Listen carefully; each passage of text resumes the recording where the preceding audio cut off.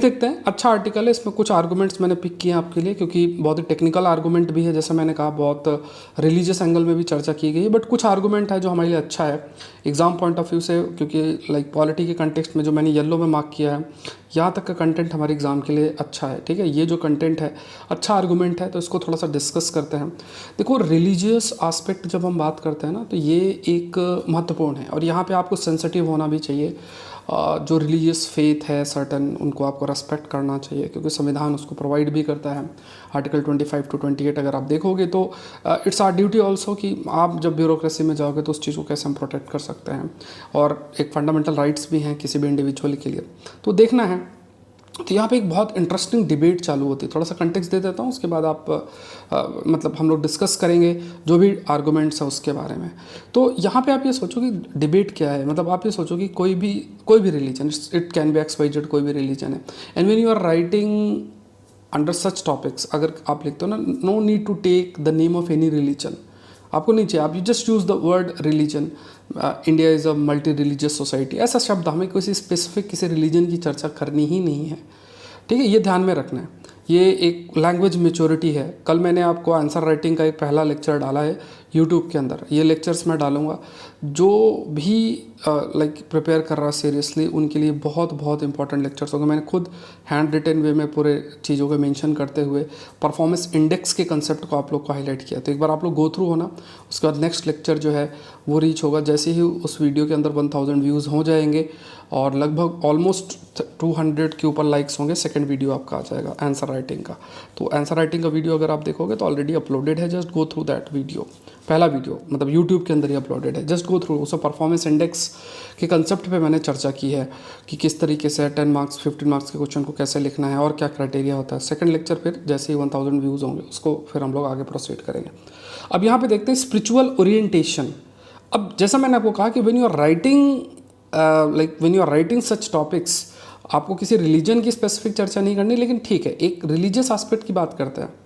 Question ये आता है कि अगर सपोज करो कोई भी रिलीजन एक्स वाई जेड, कोई भी रिलीजन है, इन the name of religion if something is done which is against the modern value system, और सिंपली वी कैन से कि अगर वो कॉन्स्टिट्यूशनल वैल्यूज़ या संविधान के अंदर सर्टन राइट्स हैं उसके खिलाफ है, तो under that consideration what should be the preference. ये डिबेट होना चाहिए ना कि संविधान में फंडामेंटल राइट्स भी हैं, फंडामेंटल राइट्स में आप अपने फेथ को प्रैक्टिस प्रोपगेट ये सब कर सकते हो, that is written there, but at the same point of time आपको ये भी देखना है कि जो संवैधानिक आर्टिकल्स हैं उनमें there are fundamental rights, there are freedom of speech and expression, we talk about gender equality, we talk about there are certain aspects, right to life, बहुत सारी चीज़ें, इक्वालिटी की बात हम सारी चीज़ें करते हैं, किसी भी प्रकार का डिस्क्रिमिनेशन ना हो।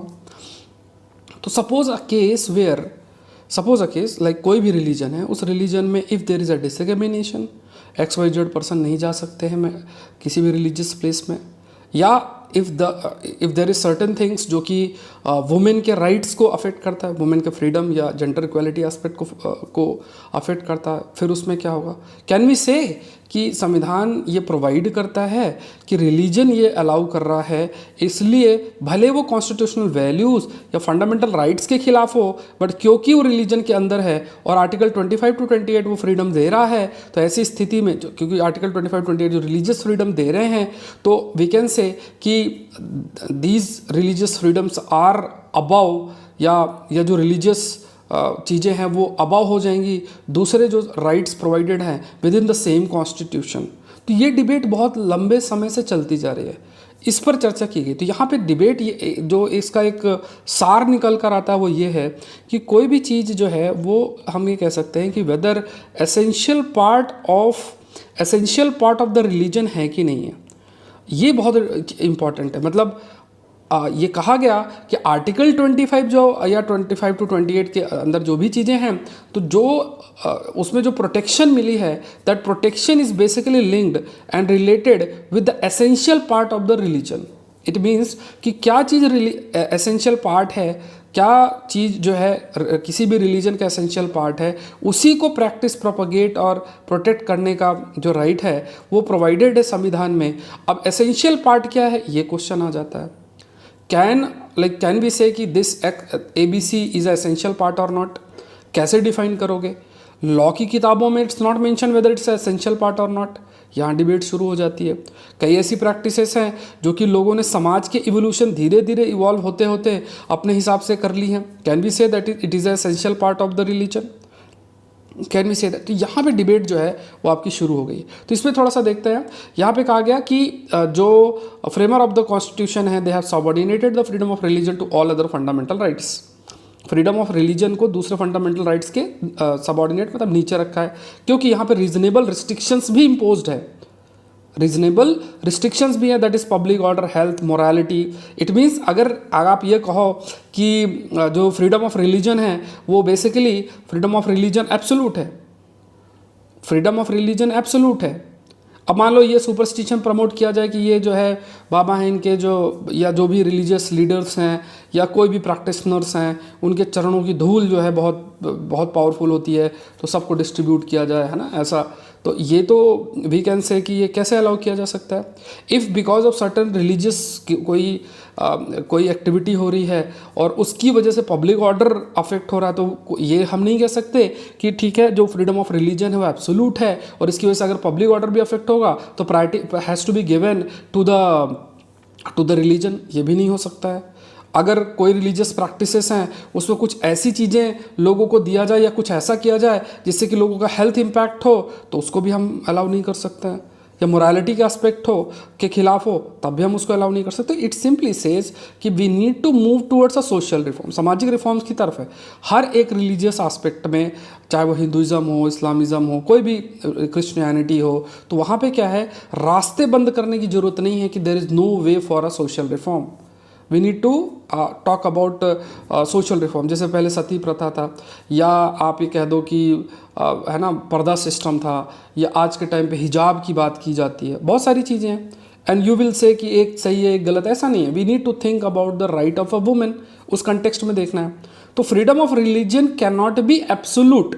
There are reasonable restriction, and these reasonable restrictions like public order, health, morality, ये चीज़ हमें देखनी है। आप किसी भी आज के ज़माने में या आज के टाइम पे वी कैन नॉट से कि we can not direct a women in the name of religion कि आप ये नहीं कर सकते, आप वो नहीं कर सकते, you are subordinate to X gender, ऐसा हम नहीं कर सकते। It is not allowed within the constitution, and we have to move towards a social reform। तो ये चीज़ ध्यान रख। तो कोर्ट हैव फर्दर रिस्ट्रिक्टेड, ये कहा गया कि ये बहुत इंपॉर्टेंट लाइन है, that is the essential religious practices. जो कोई भी रिलीजियस प्रैक्टिसेस है वो एसेंशियल है। जैसे अगर हिंदुइज्म की बात किया, जो हम मंदिर जाते हैं और पूजा पाठ कर रहे हैं, भगवान के सामने माथा जो रखते हैं, ये सारी चीज़ें, ये एसेंशियल आपका हिस्सा है। अब कुछ ऐसी चीज़ें हो सकती है किसी भी रिलीजन में जो हो सकता है कि धीरे धीरे लोगों ने अपने हिसाब से ऐड ऑन कर लिया। Can we say that it is an essential religious practices if court decides that something is not essential religious practices. For example, अगर कोई एक पर्टिकुलर क्लॉथिंग रखता है, जैसे सपोज करो, जैसे मान लो सिखिज़म है, अब उसमें जो उनका जैसे पगड़ी है और कृपाल है और बहुत सारे ऐसे जो उनका रहता है, तो वी मतलब इट इज़ स्टेटेड कि ये उनके एसेंशियल रिलीजियस प्रैक्टिसेस का हिस्सा है। So if it's essential religious practices that has to be protected. जैसे अगर आप सिखिज़म को जो फॉलो करते हैं और सिख कम्युनिटी से जो लोग हैं, अगर आप देखोगे तो वो पगड़ी लगाते हैं, और उसमें अगर उनको छूट रहती है कि वो हेलमेट के लिए उनके लिए छूट रहती है, क्योंकि वो हेलमेट पहनना मुश्किल है उसमें, तो वो सर्टन है ना कि why this has been there because of the essential religious practices. But कुछ ऐसी चीज़ें हैं, मान लो कुछ ऐसी प्रथाएं हैं या ऐसी चीज़ें, जैसे फॉर एग्जांपल कोई भी ऐसी चीज़ें जो कि कुछ ऐसा पहनावा जो कि अलाउ नहीं किया जा सकता, चाहे वुमेन के कंटेक्स्ट में हो या किसी दूसरे कंटेक्स्ट में है कि वी कैन से कि नहीं ये वी स्टार्ट सेइंग कि नहीं ये जो एसेंशियल प्रैक्टिसेस है रिलीजन का, तो वहाँ भी डिबेट शुरू हो जाती है। What basically is essential religious practices, वो डिबेट आपका शुरू हो जाता है। तो privacy is not lost if an individual is in public space. ये बहुत अच्छी लाइन है कि अगर प्राइवेसी है तो privacy has to be respected. Privacy बहुत तरीके की है, डेटा प्राइवेसी पर हमने पहले चर्चा की हुई है। तो अगर मान लो कोई पब्लिक प्लेस में है तो वी कैन नॉट से कि प्राइवेसी, अब तुम्हारी प्राइवेसी नहीं बची है। You have to be as per the we can say कि जो चीज़ें हैं वैसा आपको बिहेव करना पड़ेगा, privacy may not be respected. यहाँ पे ये भी कहा गया कि if the right to privacy include sexual and gender orientation, तो यहाँ पे क्या spiritual orientation has to be there. बहुत अच्छी लाइन है यहाँ पे कि यहाँ पे आप है ना कि जो भी सेक्सुअल ओरिएंटेशन है, जेंडर ओरिएंटेशन है, ये प्राइवेसी, राइट टू प्राइवेसी के अंदर आएगा, राइट टू प्राइवेसी। तो यहाँ पे जो आपकी स्पिरिचुअलिटी है उसके प्रति आपकी क्या ओरिएंटेशन है, सोच है, तो that also fall under the right to privacy. तो यहाँ पे ये जजमेंट में ये हाईलाइट किया गया है कि स्पिरिचुअल ओरिएंटेशन हो या फिर सेक्सुअल और जेंडर ओरिएंटेशन हो, वो basically it falls under right to privacy and this right to privacy include all these dimensions. तो ये रिलीजियस फ्रीडम का जो कंटेक्स्ट है that will also fall under this consideration. So यहाँ पे पर्सन है, ही इज़ लाइक वो open है टू एक्सप्रेस दिस ओरिएंटेशन, जिस तरीके से उनको ठीक लगता है उस हिसाब से अपने इस ओरिएंटेशन को, ओरिएंटेशन मतलब जो एक इंक्लिनेशन है या सोच है उसको वो सामने रख सकते हैं, या रिलीजियस एस्पेक्ट से रिलेटेड जो उनकी सोच है। इसके अलावा यहाँ पे देखो एक और कई केसेस है इसमें, कोर्ट ने ऑब्जर्व किया कि आर्टिकल 25 जो गारंटीड है freedom not only to entertain such religious belief as may be approved by one judgement and concise but also exhibit his belief in such outward word as he thinks proper. मतलब जो भी उसकी religious belief है he can practice that religious belief. But यहाँ पे वही बात आ जाती है कि रिलीजियस बिलीफ का ऐसा नहीं कि कुछ ऐसा कि आप कुछ भी मान के चलो, you think that my religious belief is such that somehow it impacts wrongly जो भी दूसरी कम्युनिटी है उसको सही तरीके से, या सर्टेन सेक्शन है वो सही तरीके से जो है रिप्रेजेंट ना हो, या उनके राइट्स को कॉम्प्रोमाइज़ या ब्रीच किया जाए, ऐसा नहीं। बट हाँ, अगर आपका रिलीजियस बिलीफ है, सर्टेन रिलीजियस बिलीफ है, you can practice propagate that thing, और जिस तरीके से आपको लगता है उसे एक्सप्रेस करना चाहिए वो आप एक्सप्रेस कर सकते हो, ये प्रोवाइडेड आपका है। सो कोर्ट ने कहा कि religion does not prescribe ritual, ceremonies, mode of worships जो कि किसी भी which are regarded as integral part of religion, and what constitute the essential part of religion is primary to be ascertain with the reference to the doctrine of that religion itself. मतलब debate तो यही है ना कि क्या हिस्सा है, अगर केस टू केस बेसिस पे होता है। मान लो कुछ चीज़ें आती हैं कोर्ट के सामने, अब कोर्ट विल डिसाइड कि whether it's an essential part of the religion और नॉट, वी कांट जज दैट। तो यहाँ पे freedom of religion protect only essential and integral practice of the religion. तो ये बहुत इंपॉर्टेंट है कि यहाँ पे ऐसा नहीं कि कोई सुपरस्टिशन है, सुपरस्टिशियस बिलीफ है और आप कह दो नहीं नहीं मेरे रिलीजियस का रिलीजन एस्पेक्ट है ना। तो ये थोड़ा सा देखना है इसमें। ऑनरेबल कोर्ट का भी यही चीज़ है कि कोई अगर एसेंशियल प्रैक्टिस है किसी रिलीजन की तो उस चीज़ को प्रोटेक्ट करने का जो राइट है that is there, that is also mentioned within the constitution itself. ये चीज़ आपका है। So let's see, speaker forms committee to frame rules and oath taking members. तो यहाँ पे oath taking members it is stated कि जो oath taking member है, सो ओथ टेकिंग जो मेंबर्स की बात की गई है, तो आप देखियो like you must have heard कि कुछ ऐसे स्टेटमेंट्स बोले गए हैं जब ओथ लिया जा रहा था कुछ एमपीज़ के द्वारा जो कि रूल में डिस्क्राइब्ड नहीं है। सो ऐसी स्थिति में रूल्स को थोड़ा सा डिफ़ाइन किया गया है। तो यहाँ पे आपको ध्यान में रखना है कि प्रीलिम्स में बिल्कुल फ्रेम हो सकता है। ओथ टेकिंग कैसे होता है, तो ये ऑलरेडी आपका शेड्यूल है उस पर मैंशनड है। तो स्पीकर जो है, ऑनरेबल स्पीकर है, उन्होंने जो रूल 389 है rule of procedure and conduct of business Lok Sabha का, तो उसमें चेंजेस किए हैं। और इसके अकॉर्डिंग इसके अकॉर्डिंग ये हाईलाइट आपका किया गया है, लाइक जैसे ओथ टेकिंग आपका 3rd शेड्यूल के अंदर मेंशनड है कि जब भी ओथ लिया जाएगा तो किसी भी वर्ड या एक्सप्रेशन को जो भी ओथ है उससे पहले या बाद में ऐड नहीं किया जा सकता। मतलब ओथ में अगर आप देखोगे तो आपकी किताब में भी मेंशनड है कि जैसे मिनिस्टर है, मिनिस्टर ऑफ स्टेट हैं, और एमपीज़ हैं, एमएलएज़ हैं, तो मतलब पार्लियामेंट के केस में तो एमपीज़ है, स्टेट असेंबली के केस में एमएलएज़ हैं, तो उनका डिफाइंड है कि ओथ उन्हें लेना किस तरीके से है, ये प्रॉपर डिफाइंड है, वो पूरा लिखा हुआ है कि क्या उन्हें बोलना है। अब उससे पहले आप कोई ऐसा स्लोगन या कुछ ऐसा ऐड नहीं कर सकते, और बाद में भी आप ऐसा कुछ ऐड नहीं कर सकते। जो मेंशनड है, जो लिखा हुआ है, वही आप बोल सकते हो। तो रूल अब ये आ गया है, तो ये थोड़ा सा अमेंडमेंट आपका किया गया है, that is rule 389 of the rules of procedure and conduct of business in Lok Sabha. इस पे चेंजेस आपके किए गए हैं, ठीक। ठीक है, ध्यान में रखना है। कमेंट सेक्शन मुझे बता देना कोई वॉइस में कोई दिक्कत तो नहीं है। According to the amendment to direction 1 जो कि रिपोर्ट की गई है, न्यू क्लॉज 3 जो है उसको आपका ऐड ऑन किया गया है। तो बस आपको ये ध्यान में रखना है कि अगर ओथ से रिलेटेड चेंजेस है तो ये स्पेसिफिकली अगर चेंजेस हमें करने हैं तो कैसे किया जाता है, क्या संविधान के प्रोविज़न पे चेंजेस किए जा सकते हैं, या फिर आपसे ये पूछा जा सकता है कि ओथ की जो लैंग्वेज है उसमें अगर परिवर्तन हमें करना है तो क्या उसके लिए कोई संवैधानिक परिवर्तन करना पड़ेगा आर्टिकल 368 के तहत। तो ऐसा नहीं है, देयर आर सर्टेन रूल्स जो कि इसको डिफाइन करते हैं, जैसे rule 389 of the rules of procedure and conduct of business, उसमें अमेंडमेंट करके और उसमें डिफाइन कर दिया गया कि जब आप ओथ लेते हो तो क्या आप पहले कुछ बोल सकते हो या बाद में आप कुछ बोल सकते हो। तो उसको मना किया गया है कि ऐसा नहीं है, यू कैन से एनीथिंग, आप जो ओथ आपको दिया जा रहा है उसको आप उसी को आपको बोलना है। नेक्स्ट देखते हैं हाथरस का जो हुआ है। अब ये एक बहुत ही सैड इंसिडेंट है ना। इस पे आप थोड़ा सा एथिकल डायमेंशन पर भी आप चर्चा करो, सामाजिक लेवल पे भी आप देखो, ठीक है, कि आजकल ऐसा मतलब क्यों ऐसी स्थिति आती है। सोचने वाली बात है, आपको भी सोचना चाहिए कि देखो क्या होता है कि जो हम एक शब्द यूज़ करते हैं जो फेथ होता है ना, फेथ ऐसा बोलते हैं कि फेथ का कोई लॉजिक नहीं है, बट देखो लॉजिक होना चाहिए। आज के टाइम पे आपके पास मतलब जनरली जैसे पहले के टाइम पे बहुत सारे चैलेंजेस होते थे, बहुत सारी चीज़ें होती थी, तो लोग ठीक है ये अनुमान लगाते थे कि ठीक है जो है जहाँ भी उनका फेथ होता था उनसे एक्सपेक्ट करते थे कि ठीक ये चीज़ें हो जाएं, ये चीज़ें हो जाए। बट आज आपके पास काफ़ी सारी टेक्नोलॉजीज़ हैं, आज आपके पास सरकारी संस्थाएं हैं, खुद की कैपेबिलिटीज़ हैं, बहुत सारी चीज़ें, लेकिन इसके बावजूद भी जो एक आप कह सकते हो तो फेथ है वो बहुत ही रॉन्ग ओरिएंटेशन की तरफ भी चला जाता है। ठीक है, यहाँ पे जैसे मान लो कि जैसे जो भी पर्सन इसमें इन्वॉल्व थे जिनके सत्संग में क्राउड पूरी गई थी, अब आप सोचो कि वहाँ पे अगर जो अभी मीडिया में चीज़ें आ रही हैं कि क्यों ये एक लाइक वी कैन से कि क्यों इस प्रकार की क्राउड मतलब जो स्टैम्पीड है भगदड़ है वो क्यों मची, तो उसके पीछे एक रीज़न बोला गया कि वो जैसे मान लो कि रोड है, रोड के किनारे से वहाँ गाड़ी खड़ी है, नीचे लोग हैं, ऊपर से भागते भागते लोग आ रहे हैं, और क्यों आ रहे हैं, ये क्यों ऐसी स्थिति है, बिकॉज वो जो पर्सन जा रहा मतलब जो भी वो पर्सन है उसकी जो गाड़ी है उस गाड़ी की टायर है, टायर के नीचे वाली धूल चाहिए, चरण के नीचे वाली धूल चाहिए।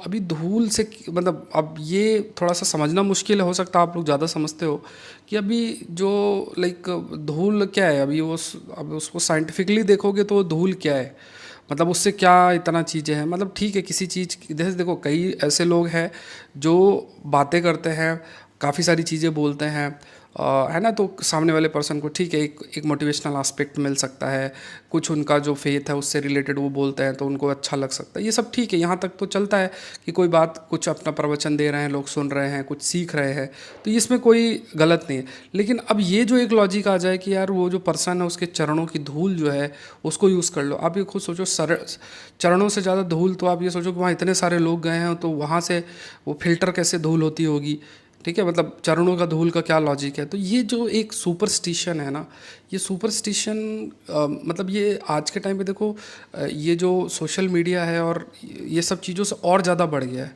बहुत सारी चीज़ें देखो, स्ट्रेटजी क्या अपनाई जाती है मैं आपको बताता हूँ। एक मैं केस स्टडी रीड कर रहा था, तो उसमें क्या रहता था कि कुछ रिलीजियस ग्रुप होता है, ठीक है, जैसे जब रिलीजियस ग्रुप होते हैं तो क्या, जैसे मान लो एक एरिया को आइडेंटिफाई कर लेंगे वो, अब वो एरिया को आइडेंटिफाई करने के बाद है ना, तो वो एरिया को आइडेंटिफाई करके वहाँ पे जो लोग हैं, अब लोग मान लो ज़्यादा पढ़े लिखे नहीं हैं, बहुत सारी चीज़ें हैं, तो यहाँ पे क्या है, वहाँ पे वो कोई एक बीमारी, जैसे मान लो पानी है, उस पानी में कुछ मिला दिया तो लोग उस पानी को पियेंगे जिससे वो कोई बीमारी उनके पास हो जाएगी। फिर उनका पर्सन जो रिलीजियस ग्रुप होगा उसका एक पर्सन जाएगा, बोलेगा देखो तुम इस बीमारी से ग्रसित हो, चिंता मत करो, तुम यहाँ चले जाओ, यहाँ पे रिलीजियस एक वो हो रहा है, वहाँ चले जाओ, जाने के बाद जो है वहाँ ठीक हो जाओगे। तो वो जब वहाँ पर्सन जाता है तो जाने के बाद उसका जो मतलब जो भी वो पानी में मिला था उसका काउंटर उसको जो है जो भी वो उनका रिलीजियस फेथ है वो बोल के और उसको दे देते हैं, वो ठीक हो जाता है।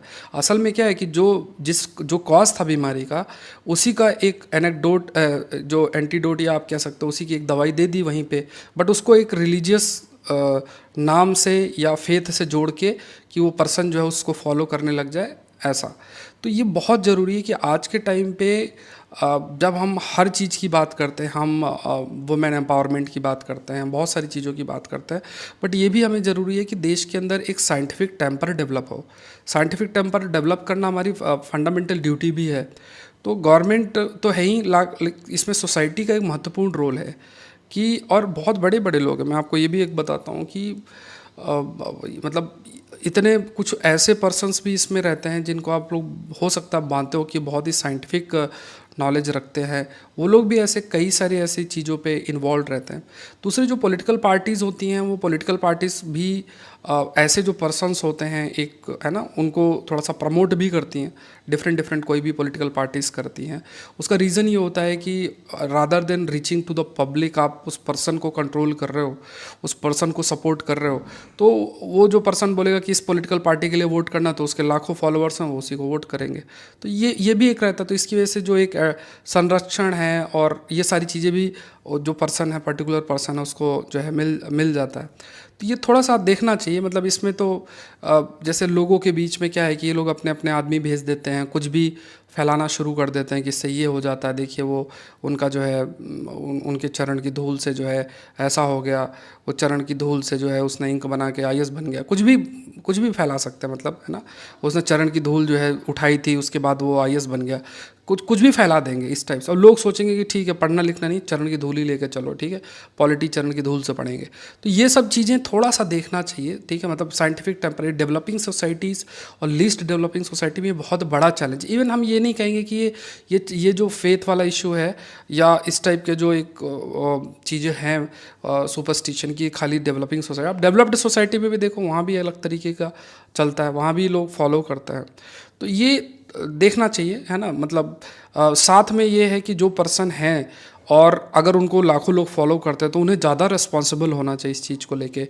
मतलब अगर ऐसी स्थिति आ रही है तो उन्हें थोड़ा प्रोएक्टिव होना चाहिए। जो पर्सन, आप ये समझो, इस चीज़ को समझो कि जो पर्सन ये प्रिडिक्ट नहीं कर पा रहा है कि अगर इतनी बड़ी क्राउड है और अगर यहाँ पे प्रॉपर चीज़ें मैनेज नहीं हुई तो काफ़ी सारा नुकसान हो सकता है, तो उसके लिए आप प्रोएक्टिवली काम नहीं कर पा रहे हो, ठीक है। तो जब आप उस 2-3 घंटे के इवेंट को हम मैनेज नहीं कर पा रहे, हम क्या मतलब जो पर्सन हैं इन्वॉल्व हैं, चाहे वो एडमिनिस्ट्रेटिव, जैसे मान लो अगर वो स्थिति बनती है तो वो डायरेक्टली एडमिनिस्ट्रेटर है, क्योंकि वो रीच तो होगी, उनको कॉल कर सकते हैं, बता सकते हैं कि यार बहुत तेज़ी से क्राउड इतना ज़्यादा हो गया है, तो हमें फटाफट ये कुछ स्टेप्स लेने चाहिए। तो ये सेंसिटिविटी रिफ्लेक्ट करता है टुवर्ड्स द पर्सन जो आपके प्रति फेथ रखते हैं। तो वो अगर प्रोएक्टिव स्टेप लिया जाता कि ठीक है, अभी हमें जो भी सत्संग करना है, जो भी हमें बातें बोलनी है, थोड़ा इसको विराम देते हैं, पहले इतना जो क्राउड है इनको थोड़ा गाइडलाइन दे देते हैं, तो फटाफट माइक लिया, बोल दिया। अगर आपको फॉलो करते हैं तो अंडरस्टैंड करेंगे कि आपको भागना नहीं है, आपको ये नहीं करना है, आपको ऐसा नहीं करना है। बहुत सारी चीज़ें ना, क्योंकि तो छोटे बच्चे हैं, महिलाएँ हैं, बहुत सारे ऐसे लोग हैं। तो ये जो है, अगर वो बोल देते, मान लो जो पर्सन है वो बोल देते, एडमिनिस्ट्रेटिव जो सपोर्ट उनको चाहिए वो ले लेते, क्योंकि ऑफ कोर्स इतने लोग फॉलो कर रहे हैं तो एडमिनिस्ट्रेटिव सपोर्ट भी उनको ज़रूर से मिलता। और इसमें अगर आप पुलिस की बात करो, एडमिनिस्ट्रेटिव, उनकी भी एक लिमिटेशंस होती हैं, क्योंकि जब क्राउड का जो बिहेवियर, अभी मैं एनडीए में गाइडलाइंस का डिस्कशन करूँगा कि आप क्राउड मैनेजमेंट में क्राउड बिहेवियर कंट्रोल करना इतना आसान नहीं है। मान लो किसी फैक्टर की वजह से पैनिक आ जाए या एकदम से बहुत पुश और ये सब चीज़ें जब स्थिति बनती है, तो वो इतना आसान नहीं है मैनेज करना। आप भी अगर रहोगे तो ऐसा नहीं कि आप उनके सामने आके खड़े हो जाओगे या कुछ ऐसा कर लोगे, तो ये पहले से ही सारी चीज़ें मैनेज करनी पड़ती है। आपको प्रॉपर स्ट्रक्चर बनाना पड़ता है कि लोग ऐसे ऐसे मूव करें, जो पर्सन हैं जिसको लोग फॉलो करते हैं उनके माध्यम से चीज़ें मैनेज करनी पड़ती हैं। तो ये देखना है। तो सामाजिक लेवल पे सबसे बड़ा चैलेंज जो देखना है कि ऐसे जो चरण की धूल और इस टाइप की जो चीज़ें हैं, इनको किस तरीके से, मतलब ऐसे फेथ डेवलप ना हो, ये बहुत ज़रूरी है। और आप ये देखो मतलब इस चीज़ को आप पता नहीं कैसे लोगे, लेकिन एक स्पिरिचुअल जो एम्पावरमेंट है ना, मतलब ख़ास तौर से वुमेन की मैं बात करूँगा, ऐसे इलाके में, यूपी बिहार के इलाके में, मध्य प्रदेश के इलाके में अगर आप देखोगे, तो वो एक अलग तरीके का सुपरस्टिशन से है ना, चाहे वो इरेस्पेक्टिव किसी भी रिलीजियस ग्रुप से हो, बहुत ही डिफरेंट लेवल ऑफ सुपरस्टिशन वो मतलब they follow. I am talking about the women, जो ख़ास तौर से जो यूपी का जो रीजन है, बुंदेलखंड का जो रीजन है ना, बिहार का रीजन आप ले लो या फिर मध्य प्रदेश का रीजन ले लो, ऐसा। तो ये बहुत तेज़ी से फैला हुआ है। आप कभी भी जाओ, छोटी छोटी चीज़ों से रिलेटेड बहुत हाईएस्ट लेवल का सुपरस्टिशन है। तो ये क्यों ऐसे माइंड में, एक तरफ हम वुमेन एम्पावरमेंट की बात करते हो, एक तरफ सुपरस्टिशन जो है वो उनको आगे नहीं बढ़ने देता है। आप इस चीज़ को समझो, ये चीज़ सामाजिक लेवल पे भी बहुत अफेक्ट करती है। आप एक, जैसे मैं आपको एक छोटा सा बात करता हूँ, हम जेंडर जेंडर जस्टिस की बात करते हैं या वुमेन डिस्क्रिमिनेशन की बात करते हैं, या जैसे बहुत सारे इश्यूज होते हैं ना जिसमें हम ये कहते हैं कि डोमेस्टिक वायलेंस हो गया, या तो इसमें ये मत सोचो कि ये सब जो प्रॉब्लम्स है ना ये मैन की वजह से सिर्फ है। ये जेंडर न्यूट्रल प्रॉब्लम्स हैं। ये दूसरी वुमेन या मैन दोनों ही रिस्पॉन्सिबल हो सकते हैं किसी एक जो दूसरी वुमेन है उनके प्रति डिस्क्रिमिनेशन या वायलेंस के लिए। तो ऐसी स्थिति क्यों है ये थोड़ा सा देखना जरूरी है। तो जब हम एम्पावरमेंट शब्द यूज़ करते हैं तो एम्पावरमेंट में इकोनॉमिक एम्पावरमेंट ठीक है, सामाजिक एम्पावरमेंट ठीक है, स्पिरिचुअल लेवल पे भी थोड़ा सा, जो स्पिरिचुअल लेवल पे अगर एम्पावरमेंट है वो भी थोड़ा सा देखना चाहिए। और eight the same point of time जो साइंटिफिक टेम्पर है उसको कैसे डेवलप करें, इस पर जो लोकल बॉडीज़ हैं उनका एक रोल हो सकता है। मतलब ये चीज़ हो सकता है। और एक चीज़ आप याद रख लेना कि एक एज आ जाती है, इस पर मैंने रिसर्च करके मतलब किताब भी, मतलब मैंने रिसर्च पेपर भी इस पर लिखा हुआ है ना, एक थ्योरी भी दे रखी है जिस पे अभी मुझे उस किताब को पब्लिश करना है। तो आप ये मानो कि एक एज आ जाती है ना, जैसे मान लो 35, 35, 36 एक एज आ जाती है। उसके बाद जो है जो मेंटल स्ट्रक्चर या जो आपके न्यूरॉन्स का जो स्ट्रक्चर ऐसा बन जाता है कि आप फिर कुछ भी नहीं समझोगे। आपको इवन बोला जाएगा कि देखो ये गलत है, फिर भी आप देख नहीं सकते हो। आपका माइंड जो है अलाउ नहीं करेगा कि आप उस चीज़ को देख सको। है ना। तो एक पर्सन है जो देख रहा है कि यार ये जो पर्सन फॉलो कर रहा है ना वो गलत है। एक पर्सन ये देख रहा है कि यार ये जो पर्सन चीज़ें कर रहा है वो गलत है। दूसरा पर्सन जो उस चीज़ का ब्लाइंड बिलीवर है वो मानेगा कि ठीक है, वो मानेगा कि जो है वो मानेगा कि नहीं नहीं जो वो सोच रहा है वही सही। मैं आपको एक एग्जांपल देता हूँ। ठीक है, इंडिया के जो इस समय स्पीकर हैं है ना, उनकी जो डॉटर है वो, आपने देखा होगा एक कंट्रोवर्सी पहले चली थी। तो उसमें ये था कि रिज़र्व लिस्ट निकलती है। अगर आप यूपीएससी की तैयारी करते हो तो आपको पता होगा रिज़र्व लिस्ट निकलती है। जैसे जो फाइनल लिस्ट आती है, फाइनल जो रिजल्ट आता है उसके बाद रिज़र्व लिस्ट निकलती है। अब जो रिज़र्व लिस्ट निकलती है तो अब हमें जो यूपीएससी की तैयारी करते हैं उनको तो पता है कि जिसका रिज़र्व लिस्ट, मान लो कट ऑफ जो है फाइनल रिजल्ट का कट ऑफ आपका 900 समथिंग है, किसी के 4-5 नंबर अगर कट ऑफ से कम है तो उनका नाम रिज़र्व लिस्ट में आने के चांसेस बहुत हाई होते हैं और आ जाते हैं। 60, 70, 80 रूल होता है जिसके माध्यम से रिजर्व लिस्ट निकलती है। जिनको नहीं पता they must be aware of, मतलब आप रीड कर सकते हो, बट जो लोग तैयारी कर रहे हैं seriously they are aware about कि फाइनल लिस्ट के बाद आपकी रिजर्व लिस्ट निकलती है। अब उसमें जो इंडिया के अभी प्रेजेंट स्पीकर हैं और पहले भी थे, उनकी जो डॉटर है उनका नाम था। अब पूरा फैला क्या दिया गया, फैला ये दिया गया कि देखो स्पीकर जो है उन्होंने बिना एग्ज़ाम दिलाए अपने डॉटर को सिलेक्ट करा दिया। अब जो जो बिलीव करते हैं इस चीज़ पे, मतलब जो ये सोचते हैं कि हर लेवल पे हमें गलत ही सोचना है इंस्टीट्यूशंस के बारे में, वो इस चीज़ को प्रमोट करने लग गए उसको, है ना। और जो डिफरेंट फॉलोअर्स है वो भी उसको बिलीव करने लगे। तो ये जो, और ऐसे बहुत सारे इंसिडेंट होते हैं, आप काउंटर लेवल पे सोचोगे तो ऐसे और भी इंसिडेंट होते हैं। तो ये जो एक आप कह सकते हो ना, जो पोलराइजेशन ऑफ थॉट्स हैं, जो थॉट्स का पोलराइजेशन है, चाहे वो फेथ से लेके हो गया या किसी भी इशू से रिलेटेड अगर आप लोगे, तो जो पोलराइजेशन ऑफ थॉट्स हैं ये बहुत अधिक आपका इंक्रीज हो गया है in the era of social media, है ना। इससे लोगों का जो परसेप्शन है वो बहुत लॉजिक से ज़्यादा इलॉजिक से जो है डिसाइड हो रहा है। और जिसे हम कहते हैं post truth era. Post truth का मतलब क्या होता है कि चीज़ें आपकी बिलीफ से गाइड हो रही हैं, ना कि ट्रुथ या रियलिटी से या फैक्ट से गाइड हो रही हैं। मतलब आप मानते हो कि मेरा बिलीफ एक्स है तो उस बिलीफ से चीज़ों को डिसाइड किया जा रहा है रादर देन फैक्ट ट्रुथ। या तो ये पोस्ट ट्रुथ एरा के अंदर जब हम बात करते हैं ना, तो ये एक बहुत बड़ी चिंता का विषय है।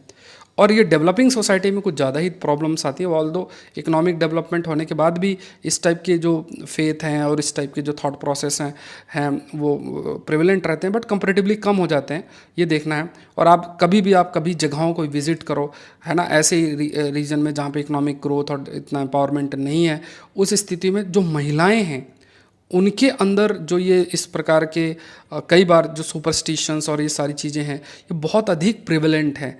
तो सबसे ज़रूरी है कि हम उनका इकोनॉमिक एम्पावरमेंट कैसे करें, ऐसा हमको प्रयास करने का सोचना है। ठीक है, ऑल्दो कुछ फेथ है वो ठीक है, अपना कल्चरल एस्पेक्ट में लोग फॉलो करते हैं, लेकिन ये जो सुपरस्टिशन है इसको हमें कहीं ना कहीं दूर करना ज़रूरी होगा। ठीक है, तो ये थोड़ा सा आप लोग अपने भी इसमें देखना। और ये जहाँ तक जब ये ऐसा साइड इंसिडेंट आपका हुआ है तो उसमें फिर क्या कदम उठाए जाते हैं। एडमिनिस्ट्रेशन के द्वारा वो एक अलग लेवल पे है, वो एक ऐसी स्थिति है जो अलग हम डिस्कस कर सकते हैं। लेकिन अभी हमें जो फ़िलहाल के लिए ये सामाजिक लेवल में कुछ पॉइंट्स ध्यान में रखना। अब देखो मैंने ये थोड़ा सा इंक्लूड कर लिया, आप देख लेना ये इंडिया में कि जो पॉइंट्स हैं उनको थोड़ा सा। तो इवेंट्स कई कई तरीके के होते हैं, जैसे रिलीजियस है, स्कूल यूनिवर्सिटी का इवेंट है, स्पोर्ट्स इवेंट है, पॉलिटिकल इवेंट है, किसी प्रोडक्ट का प्रमोशन हो सकता है। तो क्राउड एक्सपेक्टेड आपको पता होना चाहिए कि एज क्या है, जेंडर क्या है, रीजन कौन सा है, किस एरिया में है, इकोनॉमिक स्टेटा क्या है, वेन्यू क्या है, क्राउड का मोटिव क्या है, सामाजिक है, एंटरटेनमेंट है, रिलीजियस है, इकोनॉमिक है। अब देखो एंटरटेनमेंट और इनसे रिलेटेड होता है, तो मान लो कोई गाना सुनने जा रहा है तो उसमें चांसेस कम होते हैं कि 1000-2000 लोग गाना सुन रहे हैं, तो उसमें चांसेस ऐसे भगदड़ मचने के कम होते हैं। बट जैसे रिलीजियस आस्पेक्ट ऐसा होता है कि इसमें एकदम, क्योंकि कहा जाता है ना कई बार ये जो रिलीजियस आस्पेक्ट है उसमें चीज़ें थोड़ा सा क्राउड बिहेवियर ऐसा हो सकता है जो हो सकता है मैनेज ना किया जाए, ना किया जाए, ना करना मुश्किल हो जाए। तो क्राउड जो मैनेजमेंट जब होता है तो इन फैक्टर्स को ध्यान में रखना होता है। फिर उसके बाद पूरा प्लान करना, रिस्क देख लेना, और फिर जो पूरा improved preparedness planning, capacity building, इनसे रिस्पॉन्स अगर कुछ होता है तो रिस्पॉन्स, तो एडमिनिस्ट्रेशन को ये चीज़ देखना भी चाहिए, है ना। तो ये आजकल देखो ये बहुत ज़रूरी है, मेच्योरिटी भी होना चाहिए। अब मान लो आप सेलेक्ट होकर हम जा रहे हैं और हम खाली रील्स बनाने में बिजी हैं, या अपने जो भी पॉलिटिकल थॉट है उसी में एडमिनिस्ट्रेशन अगर लगा हुआ है या जो एडमिनिस्ट्रेशन के अंदर जो लोग हैं वो इसी में लगे हुए हैं, तो फिर वहाँ पे देखना चाहिए कि अगर इतनी क्राउड गैदर हो रही है तो कैसे उनको क्राउड जो गैदर हो रही है उनको हम कैसे प्रॉपर मैनेज कर सकते हैं। तो वेन्यू को देखना, कैसे किस जगह पे है, लोकेशन क्या है, प्लेन हिली रीजन है, जो स्ट्रक्चर बना हो टेम्परेरी है, परमानेंट है, ओपन है, या ऐसा है ना पब्लिक है, प्राइवेट स्पेस है, कैपेसिटी कितनी है, लोग कितने हैं। फिर दूसरे कई स्टेक होल्डर्स होते हैं, एनजीओ, लोकल एडमिनिस्ट्रेशन का उसमें इन्वॉल्व कर सकते हैं, लोकल शॉप्स, रेसिडेंट्स जो हैं उनको इन्वॉल्व कर सकते हैं, डिपेंडिंग अपॉन। तो देखो जब भी आप क्राउड मैनेजमेंट पे लिखो तो इन पॉइंट्स को आपको ध्यान में रखना। इसका पीडीएफ आपको मिल जाएगा, तो आप लोग डाउनलोड कर लेना। सौरभ पांडे मतलब ये टेलीग्राम चैनल का लिंक डिस्क्रिप्शन बॉक्स में दे रखा है। अब देखो इसमें क्राउड बिहेवियर का बात किया है कि जो सबसे बड़ा चैलेंज होता है क्राउड मैनेजमेंट में कि तुरंत जैसे फोर्स के साथ है ना अंदर जाना या बाहर जाना, ये है। उसके बाद किसी मतलब जब भी स्टार्ट या क्लोज होता है ना तो एकदम से किसी वेन्यू पे तुरंत जाना, मतलब they want to enter venue. उसके बाद कोलिजन है ना, मतलब अंदर बाहर लोग जा रहे हैं तो आपस में टकरा रहे हैं, एक ही रास्ता बना रखा है, ये भी आपका है। कई जो है ना कोई एक आइलैंड है उस पर जाना चाहते हैं फेरी के साथ, कि सपोज़ करो कि कोई नाव है उसके बाद, तो वहाँ एक तरीके का चैलेंज होता है। इसमें कई कंडीशंस रखी हुई है, आप एक बार देख लेना। नेक्स्ट देखते हैं फैक्ट्री एक्सीडेंट की बात की गई। इसमें जो अभी शायद महाराष्ट्र के अंदर जो एक एक्सीडेंट हुआ था केमिकल फैक्ट्री के अंदर, तो इसमें इन्होंने ये भी एक आपका जीएस पेपर 3 में और या तो केस स्टडी के केस में आपका बन सकता है। अब इसमें गवर्नमेंट और ये सब इन्होंने, देखो जब भी आप आंसर लिखो ना तो गवर्नमेंट शब्द या मतलब आपका जो लैंग्वेज है ना वो बहुत ज़्यादा एंटी गवर्नमेंट नहीं होना चाहिए। बहुत इसको आप भले आप कुछ भी मानो, लेकिन आपका जो भी पॉलिटिकल फेथ हो, लेकिन आप इस चीज़ को समझना कि बहुत ज़्यादा आपका जो लिखा हुआ कंटेंट है ना कभी भी वो एंटी गवर्नमेंट रिफ्लेक्ट नहीं होना चाहिए। इसलिए जो आपकी लैंग्वेज मैच्योरिटी है ना वो बहुत मैटर करती है। तो कोई चीज़ अगर लिखना उसका तरीका होता है, जैसे अगर आप कोई चीज़ क्रिटिसाइज़ करते हो ना तो आप संवैधानिक आर्टिकल मेंशन कर सकते हो, कोई रिपोर्ट मेंशन कर सकते हो, किसी एक्ट को मेंशन कर सकते हो, किसी एक्सपर्ट के को मतलब कोई एज पर सोशल साइंटिस्ट ऐसा कुछ ऐसे शब्द से फिर कुछ लिखना चाहो तो लिख सकते हो। ये बहुत सीरियस लेना। अगर आपको कोई पॉलिटिकल फेथ आप कैरी करते हो और एकदम बहुत ही एक्सट्रीम शब्दों का चयन आप कर रहे हो तो आपको बहुत ज़्यादा नुकसान होगा, अब ये मान कर चलो, ठीक है। तो इसको थोड़ा सा लैंग्वेज मैच्योरिटी पे काम करना। अब जैसे मान लो फैक्ट्री एक्सीडेंट हुआ तो इसमें बहुत सारा कंटेंट है, तो उसकी जगह मैंने ये फ़िल्टर करके कि ठीक है अगर हमें लिखना है तो हम क्या लिख सकते हैं। तो यहाँ पे कहा गया कि जैसे प्रॉपर इंस्पेक्शन होना चाहिए। अगर मान लो कोई फैक्ट्री या कोई ऐसा है कि जहाँ पे रिस्क है किसी प्रकार का एक्सप्लोजन या किसी चीज़ का, तो उसका प्रॉपर इंस्पेक्शन होना चाहिए और इंस्पेक्शन क्वालिफाइड होना चाहिए, इंस्पेक्टर्स जो होना चाहिए। एंड मतलब अगर वो जाएँ तो प्रायर नोटिस पे बता के जाएंगे तो सारा सही कर लेंगे कि हम आ रहे हैं रात को शाम को 5 बजे, ठीक है, तैयार व्यार रखना, समोसा कचौड़ी खा के चले जाएंगे। तो ऐसे थोड़ी ना होगा, पूरा जो भी है प्रायर नोटिस के साथ जाना और ये देखना कि क्या लेबर लॉज और ये सब प्रॉपरली सब कुछ इम्प्लीमेंट हो रहे हैं कि नहीं। फिर हम इंस्पेक्शन सिस्टम को बहुत लिबरलाइज़ कर रहे हैं। देखो दोनों तरीके का थोड़ा, अगर आप गवर्नमेंट मान लो स्ट्रिक्ट भी करने का प्रयास करे, अगर वो थोड़ा सा चाहे कि ठीक है ये जो आपके इंस्पेक्शन सिस्टम है इसको थोड़ा सा और स्ट्रॉन्ग कर देते हैं, इसको थोड़ा सा और कॉम्प्लेक्स बना देते हैं, तो उस स्थिति में भी थोड़ा सा देखना ज़रूरी है कि वी कैन से कि मतलब उस स्थिति में देखना ज़रूरी कि एक लेवल ऑफ इंस्पेक्शन सिस्टम आपका होना चाहिए। क्योंकि देखो प्राइवेट जो भी पर्सन है ना उसके लिए सबसे ज़रूरी चीज़ प्रॉफिट है। तो वो हर एक काम करेगा जिससे कि उसका प्रॉफिट वो अचीव करे। अब उसमें हो सकता है कि कई जो लेबर लॉज हैं उसको वो रिस्पेक्ट ना करे, ये भी है। दूसरा देखो, टेक्नोलॉजी के माध्यम से भी कई चीज़ें की जा सकती है। टेक्नोलॉजी के माध्यम से मान लो कोई लीकेज है या मान लो कोई ऐसा एक्सप्लोजन हो सकता है, तो उसको कंट्रोल करने के लिए कुछ टेक्नोलॉजिकल स्टेप्स भी लिए जा सकते हैं। और दूसरा, इंस्पेक्टर्स जो हैं वो इंस्पेक्ट भी कर सकते हैं, फैसिलिटेट भी कर सकते हैं कि जो लॉज़ हैं उनका प्रॉपर तरीके से प्रॉपर जो है कंप्लायंस हो। अब जैसे मान लो ट्रेड यूनियंस होती हैं, जो एम्प्लॉयज़ होते हैं उन्होंने ट्रेड यूनियन बना रखी है, अगर वो कोई, उनके लिए भी कई लॉज होते हैं, अगर वो लॉ इम्प्लीमेंट नहीं होते हैं तो जो ट्रेड यूनियंस होते हैं उनके खिलाफ कुछ ना कुछ, मतलब पर्सन है उनके खिलाफ कुछ ना कुछ एक मतलब कंप्लाई कराने के तरीके। बट मान लो सरकार है या स्टेट जिसे हम कहते हैं, अगर वो उन चीज़ों को इम्प्लीमेंट नहीं करती तो क्या होना चाहिए, तो ये थोड़ा सा देखना, मतलब अकाउंटेबिलिटी इंक्रीज़ करना ज़रूरी है। अब अकाउंटेबिलिटी ऐसा नहीं है कि अगर मान लो कोई इवेंट आए तो हम डायरेक्ट वी स्टार्ट सेइंग कि ये इसके लिए जो है we start blaming central government, ऐसा नहीं है। मतलब इसको समझना कि गवर्नमेंट शब्द I am using, not political party. Political party मान लो अगली बार कोई और पावर में हो, उसके अगली बार कोई और पावर में हो, but we have to understand कि अकाउंटेबिलिटी फिक्स कैसे करोगे। अभी अगर आपके घर की सामने की रोड ख़राब है तो उसके लिए जिम्मेदार लोकल गवर्नमेंट होगा। तो अगर लोकल गवर्नमेंट को ये पता है कि यार रोड ख़राब भी होगी, कुछ भी होगी, तो आपको ब्लेम पॉलिटिकल एंगल से करना है। तो अभी जो सेंट्रल गवर्नमेंट है वो लोकल जो इश्यूज़ हैं उसको तो डील नहीं कर सकती ना। जैसे मान लो लॉ एंड ऑर्डर है, वो स्टेट सब्जेक्ट है, उससे सेंट्रल गवर्नमेंट कुछ नहीं कर सकती है। मान लो कुछ एक्सेप्शन टेररिज्म और कुछ ऐसा है तो वो अलग बात है, लेकिन ऐसे नहीं सेंट्रल गवर्नमेंट कुछ कर सकती है। तो अकाउंटेबिलिटी फिक्स करना ज़रूरी है, और अकाउंटेबिलिटी फिक्स जो डिफरेंट टायर्स ऑफ गवर्नमेंट है उस लेवल पे है। अगर शेड्यूल 11-12 में सब्जेक्ट मेंशनड है तो लोकल जो अथॉरिटीज़ उनको मतलब उनको अकाउंटेबल बनाना, इस तरीके से स्टेट गवर्नमेंट को अकाउंटेबल बनाना, और जो बड़ी पॉलिसीज़ हैं उसके केस में सेंट्रल गवर्नमेंट को अकाउंटेबल बनाना। तो जब हम अकाउंटेबिलिटी इंश्योर करेंगे तो उस केस में जो कंप्लायंस है वो इम्प्रूव हो सकता है, जो पॉलिसी मेकिंग है वो और बेटर हो सकती है। ठीक है, नेक्स्ट देखते हैं फ्रेंच इलेक्शन के ऊपर। तो ये मैंने अलग से कंटेंट आपके लिए बनाया है। फ्रेंच इलेक्शन क्योंकि अभी हो रहा है तो इस वजह से ये थोड़ा सा देख लेना है। तो कौन वोट कर सकता है फ्रेंच इलेक्शन में, तो ये यहाँ भी जैसे हमारे यहाँ 18 साल और उससे ऊपर जो एज है तो वो वोट कर सकते हैं। तो हमारे यहाँ जैसा फ्रांस में भी ऐसा है। कमेंट सेक्शन में आप ये बताओ कि किस कॉन्स्टिट्यूशनल अमेंडमेंट के तहत जो एज है 21 से 18 रिड्यूस कर दी गई थी इंडियन कॉन्स्टिट्यूशन के अंदर। पहले एज 21 थी, 18 एज रिड्यूस करके किस कॉन्स्टिट्यूशनल अमेंडमेंट के तहत की गई थी। मेन स्टेजेस क्या है, 7 week before the second round 21 March official list आपकी पब्लिश की जाती है। और to officially be a candidate contender must among other thing be nominated by at least 500 elected representative, जैसे मेयर, डिप्टी मेयर्स, 500 लोग उनको एक तरीके से अपना प्रपोजल रखना उनको पड़ेगा।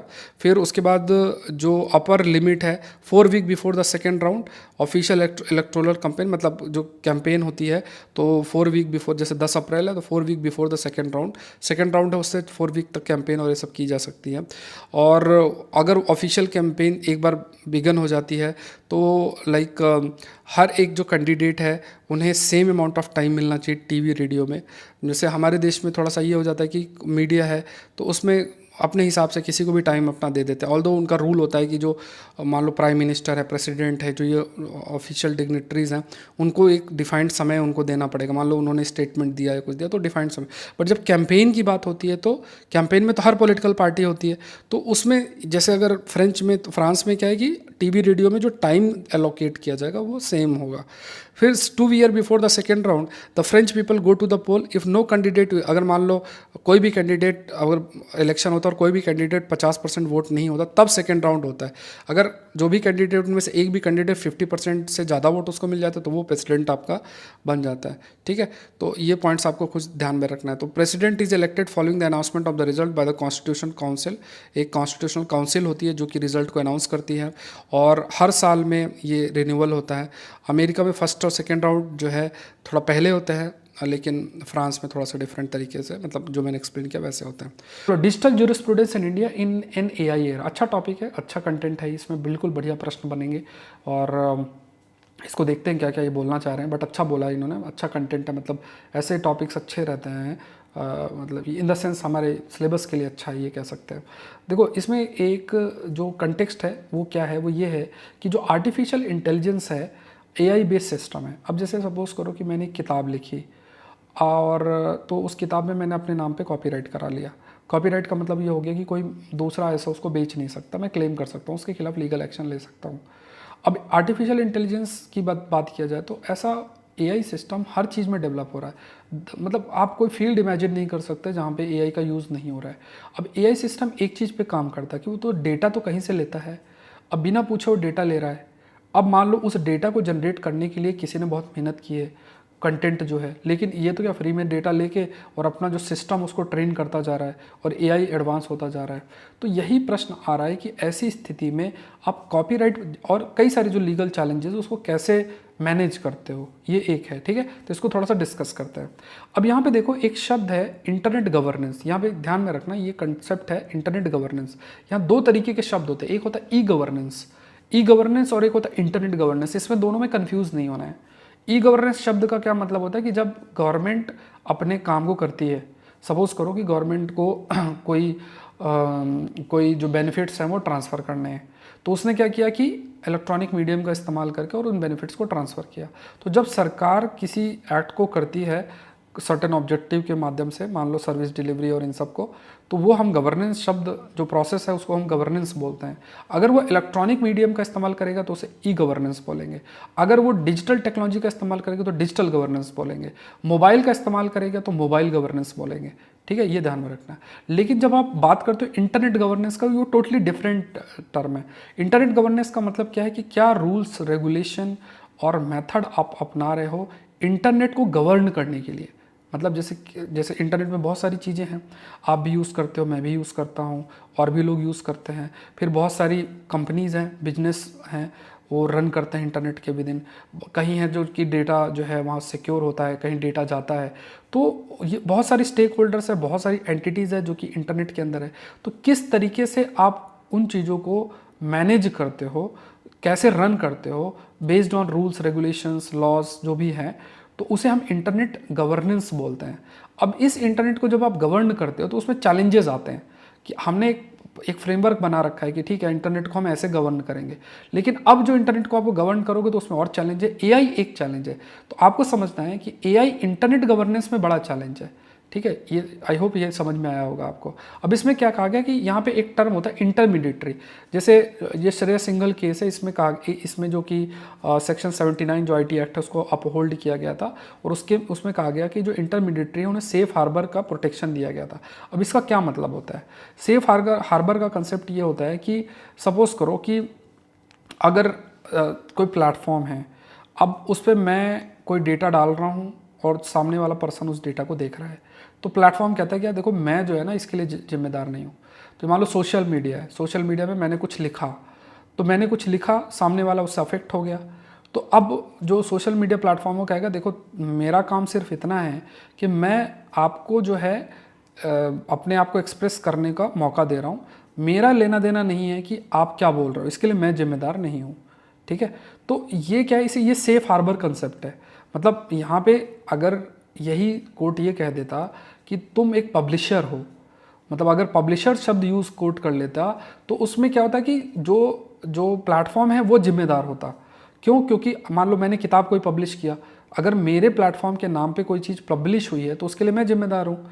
ठीक है, और अगर मान लो इंटरमीडिएटरी है, मध्यस्थता कर रहा है, उसे सेफ हार्बर प्रोटेक्शन है। इसका मतलब कि वो ये कह रहा है, मतलब जो सेफ हार्बर कंसेप्ट है वो ये कहता है कि ठीक है जो भी कंटेंट हम है उसको मैं होस्ट कर रहा हूँ, लेकिन जो भी कोई कंटेंट मेरे प्लेटफॉर्म के माध्यम से सामने रख रहा है उसके लिए मैं जिम्मेदार नहीं हूँ।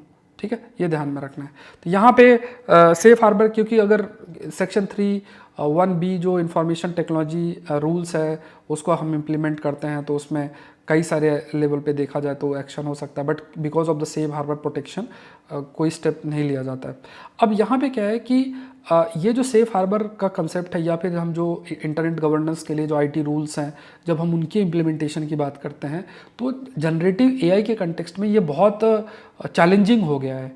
जनरेटिव एआई का क्या मतलब होता है? जनरेटिव एआई का मतलब होता है कि आर्टिफिशियल इंटेलिजेंस का इस्तेमाल करके आप कंटेंट क्रिएट करते हो, जैसे ऑडियो वीडियो बहुत सारे डिफरेंट ग्राफिक्स जो भी है वो कर रहे हो। अब आप अगर क्रिएट करते हो, अब जैसे मान लो मुझे आर्टिकल लिखना, मैंने चैट जीपीटी का यूज़ किया और कुछ भी लिख दिया। अब सामने वाला सोचेगा वाह क्या राइटर है।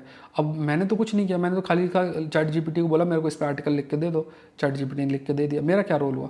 बट चैट जीपीटी भी तो कहीं से तो कंटेंट ले रहा होगा ना, वो कहीं से ना कहीं से तो वो डेटा ले रहा है ना, जहाँ से वो इतना बढ़िया आर्टिकल लिख रहा है, इतना बढ़िया। कई स्टडी कहती है कि वो रिसर्च पेपर लिख देता है, ठीक है, रिसर्च पेपर, तो कहीं से तो वो डेटा उसके पास जा रहा है ना, जिसके माध्यम से वो इस टाइप से लिख पा रहा है। तो किसी का डेटा बिना उससे पूछे ये एआई सिस्टम अपने आप को ट्रेन कर रहा है और इस टाइप का कंटेंट दे रहा है। तो यहाँ पे चैलेंज बन जाता है कि आप कैसे इसको रोकोगे। तो ये तो चोरी वाला काम हो गया, बिना पूछे, ठीक है, बिना पूछे, है ना। तो जैसे मान लो कोई क्लास ले रहा है, मैं क्लास ले रहा हूँ, बुक सीरीज़ में किताबें पढ़ा रहा हूँ, ठीक है, बुक की आज लक्ष्मीकांत की क्लास है, ठीक है, आराम से मैं पढ़ा रहा हूँ। अब अगर मैं पढ़ा रहा हूँ तो मुझे पता है कि मेरे पास 15 बच्चे हैं, 50 बच्चे हैं, 100 बच्चे हैं, जो भी बच्चे हैं उसकी लिस्ट है। अब कोई चुपके चुपके कहीं से कुछ हैक करके देख रहा है, तो वहाँ पे वो क्या है, वो तो लीगली सही नहीं है ना। तो यही जनरेटिव एआई भी तो यही कर रहा है कि वो कहीं ना कहीं से बिना कंसेंट लिए डेटा लेके अपने आप को ट्रेन करके और फिर सर्विसेज करा के और फिर जो है वो सर्विसेज प्रोवाइड करके और फिर बाद में इस चीज़ को कमर्शलाइज कर देगा। तो यहाँ पे चैलेंज आपका आ जाता है। अब यहाँ पे कहा गया कि लाइक है ना, तो जैसे यहाँ पे कहा गया कि जैसे ये केस है क्रिश्चियन लॉबस्टिन सास वर्सेस नकुल बजाज, ये केस है। दिल्ली हाई कोर्ट ने कहा कि जो सेफ हार्बर का प्रोटेक्शन है वो बेसिकली पैसिव इंटरमीडिएट, बहुत अल्टीमेट आर्गूमेंट है। अब ये मत कहना आप में से सर टाइम ले रहा हो समझाने में, बट ये समझाना जरूरी है क्योंकि यहाँ पे ये बहुत इंपॉर्टेंट टॉपिक है। ये मान लो मेंस का बढ़िया प्रश्न या निबंध लिखने को आपको आ सकता है इसमें, तो मुझे टाइम लेके ही समझाना पड़ेगा इसको, ठीक है। तो यहाँ पे आप समझो कि यहाँ पे कोर्ट ने क्या कहा, दिल्ली हाई कोर्ट ने, कि सेफ हार्बर प्रोटेक्शन सिर्फ पैसिव इंटरमीडिएटरी को अप्लाइड है, पैसिव इंटरमीडिएटरी को अप्लाइड है। अब ये कंसेप्ट क्या है, पैसिव और एक्टिव का क्या बात हुई, पैसिव और एक्टिव का क्या बात हुई, ठीक है। अब इसको थोड़ा सा जैसे अगर मैं ऐसे बोलूँ कि आप पार्क में हो, ठीक है, मैं है ना पार्क में हूँ। अब पार्क में अगर आपने झूला देखा होगा, ठीक है, तो जैसे वो एक झूला होता है ना, इस टाइप से झूला टाइप की होता है ना, जिसमें एक तरफ इधर बैठ गए एक तरफ इधर बैठ गए। अब जो ये झूला है इसका कोई रोल नहीं है, आपने इधर झुकाया तो ये इधर नीचे चला जाएगा, मतलब इधर झुकाया तो इधर नीचे चला जाएगा, ये ऊपर चला जाएगा, इसका कोई रोल नहीं है। तो यहाँ पे क्या है कि अगर जब हम मध्यस्थता की बात करते हैं तो इट मीन्स पैसिव का मतलब ये है कि वो जो एंटिटी है ये बेसिकली किसी भी इंफॉर्मेशन को खुद से जनरेट करना या किसी भी इंफॉर्मेशन को सपोर्ट करना, इसमें किसी में इन्वॉल्व नहीं है। अगर ऐसी स्थिति है तब उसे सेफ हार्बर प्रोटेक्शन दिया जा सकता है। लेकिन अगर वो इन्वॉल्व है, मान लो ट्विटर है या फेसबुक है, अब उनको पता है कि यार ये ओपिनियन मेरे फेवर में है। जैसे अगर आप स्टडी करोगे तो लेटेस्ट रिसर्च क्या कहती है, लेटेस्ट रिसर्च कहती है कि जो यूट्यूब है, सोशल मीडिया प्लेटफॉर्म है, डेमोक्रेसी को बहुत अफेक्ट करते हैं। आजकल ऐसी स्थिति आ रही है कि जैसे मान लो कि वेस्टर्न कंट्रीज़ को लगता है यार ये सरकार अगर जीती तो हमें नुकसान होगा, तो ऐसे कंटेंट जो गवर्नमेंट के खिलाफ होंगे उस कंटेंट का जो व्यूज़ है वो अपने आप बढ़ जाएंगे, लाइक्स बढ़ा देंगे, उसकी रीच बढ़ा देंगे, जो सरकार के फेवर में उसको रिड्यूस कर देंगे। अब इससे लोगों का परसेप्शन शेप हो जाएगा, वो सोचेंगे यार ये पॉपुलर हो रहा है, वो नीचे जा रहा है, नेगेटिविटी। तो ये क्या है, इसका मतलब ये हो गया कि जिन्हें हम इंटरमीडिएटरीज कह रहे हैं वो तो कहीं ना कहीं इन्वॉल्व हो रहे हैं ना, तो उन्हें हम सेफ हार्बर प्रोटेक्शन तो नहीं दे सकते हैं। तो हो सकता है गवर्नमेंट इस चीज़ के बारे में सोचे, फ्यूचर के अंदर इन चीज़ों के बारे में सोचे। तो यहाँ पे सेफ हार्बर प्रोटेक्शन सिर्फ पैसिव इंटरमीडिएटरी को दिया जाएगा, ऐसा कहा गया। फिर दूसरा एस्पेक्ट कहा गया कि यहाँ पे यूज़र जनरेटेड और प्लेटफॉर्म जनरेटेड कंटेंट है उसको डिफ्रेंशिएट करना भी बहुत मैटर करता है। कि अब एक तरफ आप ये बोलते हो कि यार हम एक इंटरमीडिएटरी हैं, फिर आप एक प्लेटफॉर्म के काम में रूप में काम कर रहे हो, फिर कुछ कंटेंट प्लेटफॉर्म से जनरेट हो रहा है, कुछ जो है यूज़र जनरेट कर रहा है। अगर मान लो मैंने कुछ लिख दिया तो मेरा कंटेंट, अब हाथों हाथ कॉपीराइट तो नहीं मिलेगा, लेकिन कोई प्लेटफॉर्म है ना, कोई एक संस्था है, उसने कुछ जनरेट किया कंटेंट जो है, उसने है उसके कंटेंट को यूज़ किया जा रहा, तो उसका भी कुछ तो उसको फ़ायदा होना चाहिए ना, मतलब अगर उसके कंटेंट का इस्तेमाल किया जा रहा है। तो जैसे चैट बॉट है, AI बेस्ड चैट बॉट है, चैट बॉट जो चैटिंग करते हैं ना, आपने कुछ बोला और आपको जवाब दे रहा है वो, तो वहाँ पे भी ऐसे डेटास का इस्तेमाल जो है किया जाता है। और यहाँ पे सबसे इंपॉर्टेंट ये है कि जिसके डेटा का इस्तेमाल किया जाता है उसको पता ही नहीं रहता है। सेक्शन जो 16 इंडियन कॉपीराइट एक्ट 1957 की अगर हम बात करें, तो ये जो कॉपीराइट एक्ट है ये क्या कहता है कि no person shall be entitled to protection of copyright except by the provision of the act. तो कॉपीराइट एक्ट है, उसमें मेंशन है रूल्स कि कॉपीराइट किसको, किसके कंटेक्स्ट में क्या कॉपीराइट है। सो कहा यह जाता है कि जो कॉपीराइट है, like regarding the provision of copyright protection to work generated by the AI globally. ये मतलब आप कॉपीराइट प्रोटेक्शन कैसे प्रोवाइड करो। अब मैंने तो कुछ किया नहीं, सपोज करो एग्जांपल लेते हैं, अब रिसर्च पेपर जो है चैट जीपीटी से लिख के और कह दिया इसका कॉपीराइट ले लिया, अब इसको कैसे ढूंढोगे, क्योंकि उसने तो क्या किया, चैट जीपीटी ने इधर उधर हज़ारों जगह से डेटा लेके एक बढ़िया रिसर्च पेपर लिख दिया और आप अपने नाम पे कॉपीराइट करा लिया। तो अब यहाँ भी चैलेंज आएगा कि कैसे कॉपीराइट इस ऐसे केस में आप इम्प्लीमेंट जो है वो करोगे, कैसे रिकॉग्नाइज करोगे, क्योंकि वो सेम सा कंटेंट बार बार तो देगा नहीं, दूसरा बार सर्च करोगे तो दूसरा कंटेंट आपके पास आ जाएगा। इवन 106 मतलब 161 जो पार्लियामेंट स्टैंडिंग कमेटी, उसने भी कहा कि जो कॉपीराइट एक्ट है 1957 का, वो इक्विप्ड नहीं है आर्टिफिशियल इंटेलिजेंस के कंटेक्स्ट में, जो लाइक ओनरशिप ऑफ एआई या जो ऑथरशिप और ओनरशिप है, मतलब एआई बेस्ड कंटेंट को के कंटेक्स्ट में कॉपीराइट को इम्प्लीमेंट करने के लिए जो ये एक्ट है, कॉपीराइट एक्ट ऑफ 1957, ये इक्विप्ड नहीं है।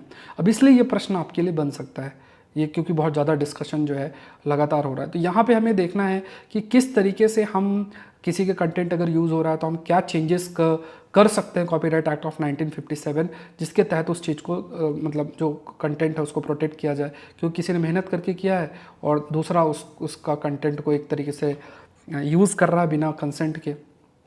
फिर आपका पुट्टास्वामी जजमेंट है 2017 का, इसमें सुप्रीम कोर्ट ने, ऑनरेबल सुप्रीम कोर्ट ने कहा कि it establish a strong foundation of privacy jurisprudence, जैसे राइट टू प्राइवेसी इस बार आया था ना इन द कंट्री, है ना, तो प्राइवेसी की बात की गई। अब देखो इसमें बहुत अच्छा आर्गूमेंट लेकर जाया जाए, देखो ऐसे आर्टिकल्स आते हैं ना तो मज़ा आता है, आपको भी सुनने में आ रहा होगा और मुझे भी बताने में आ रहा है, क्योंकि इससे आपको नॉलेज का इन्हांसमेंट बहुत अच्छा होता है।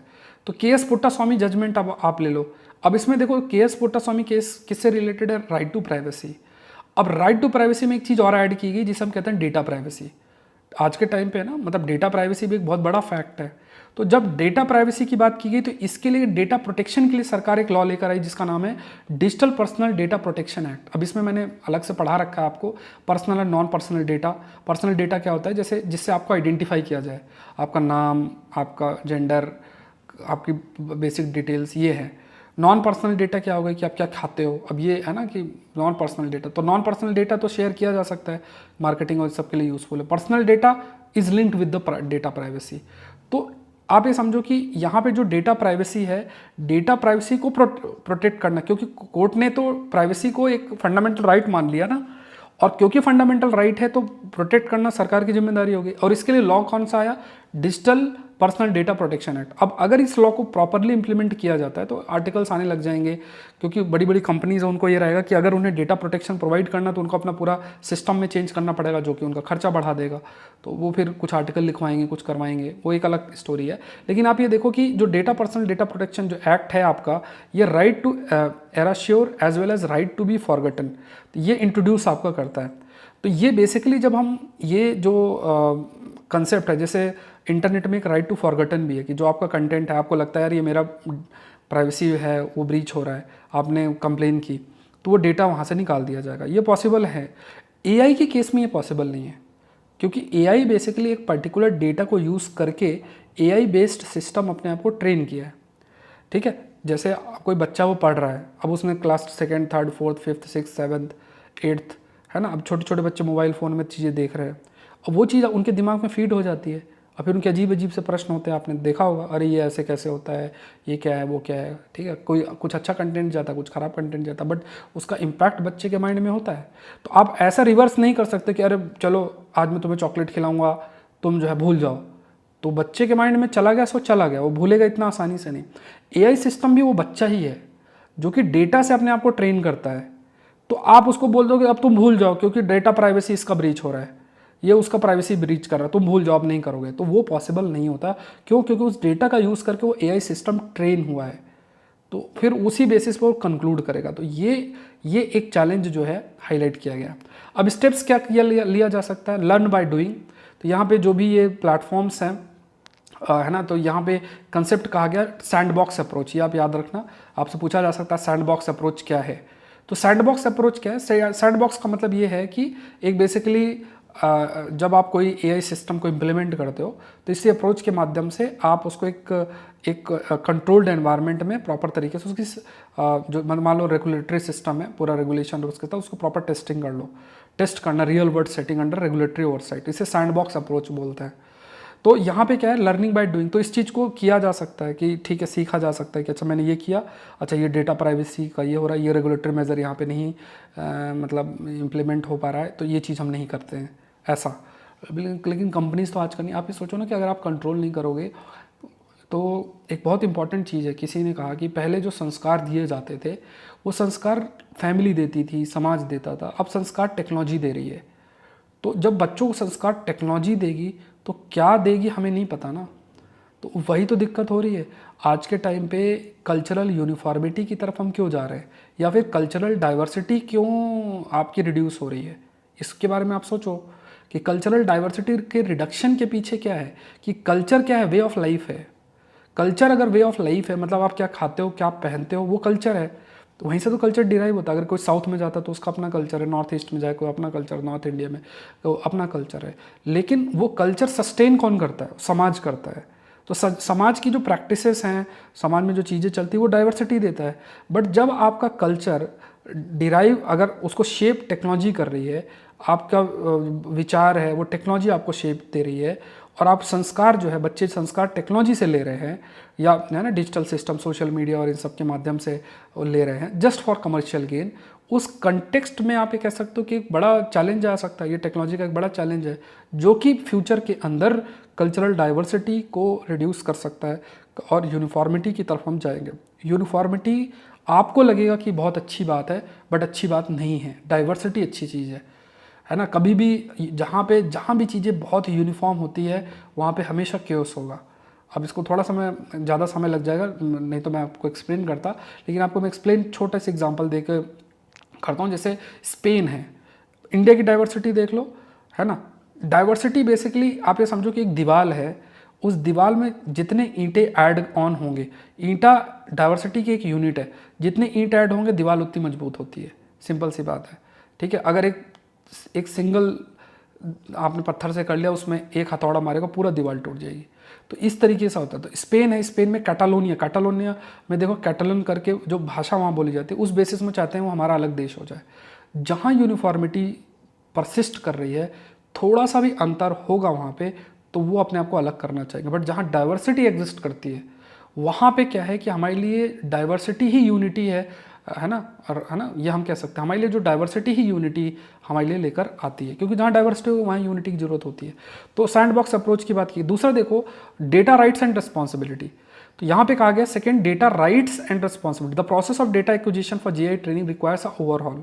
तो ये भी जरूरी है, डेटा राइट्स, है ना, डेटा प्राइवेसी, है ना। सर्टेन मेरा डेटा है तो मुझसे पूछ के कैसे कर सकते हो।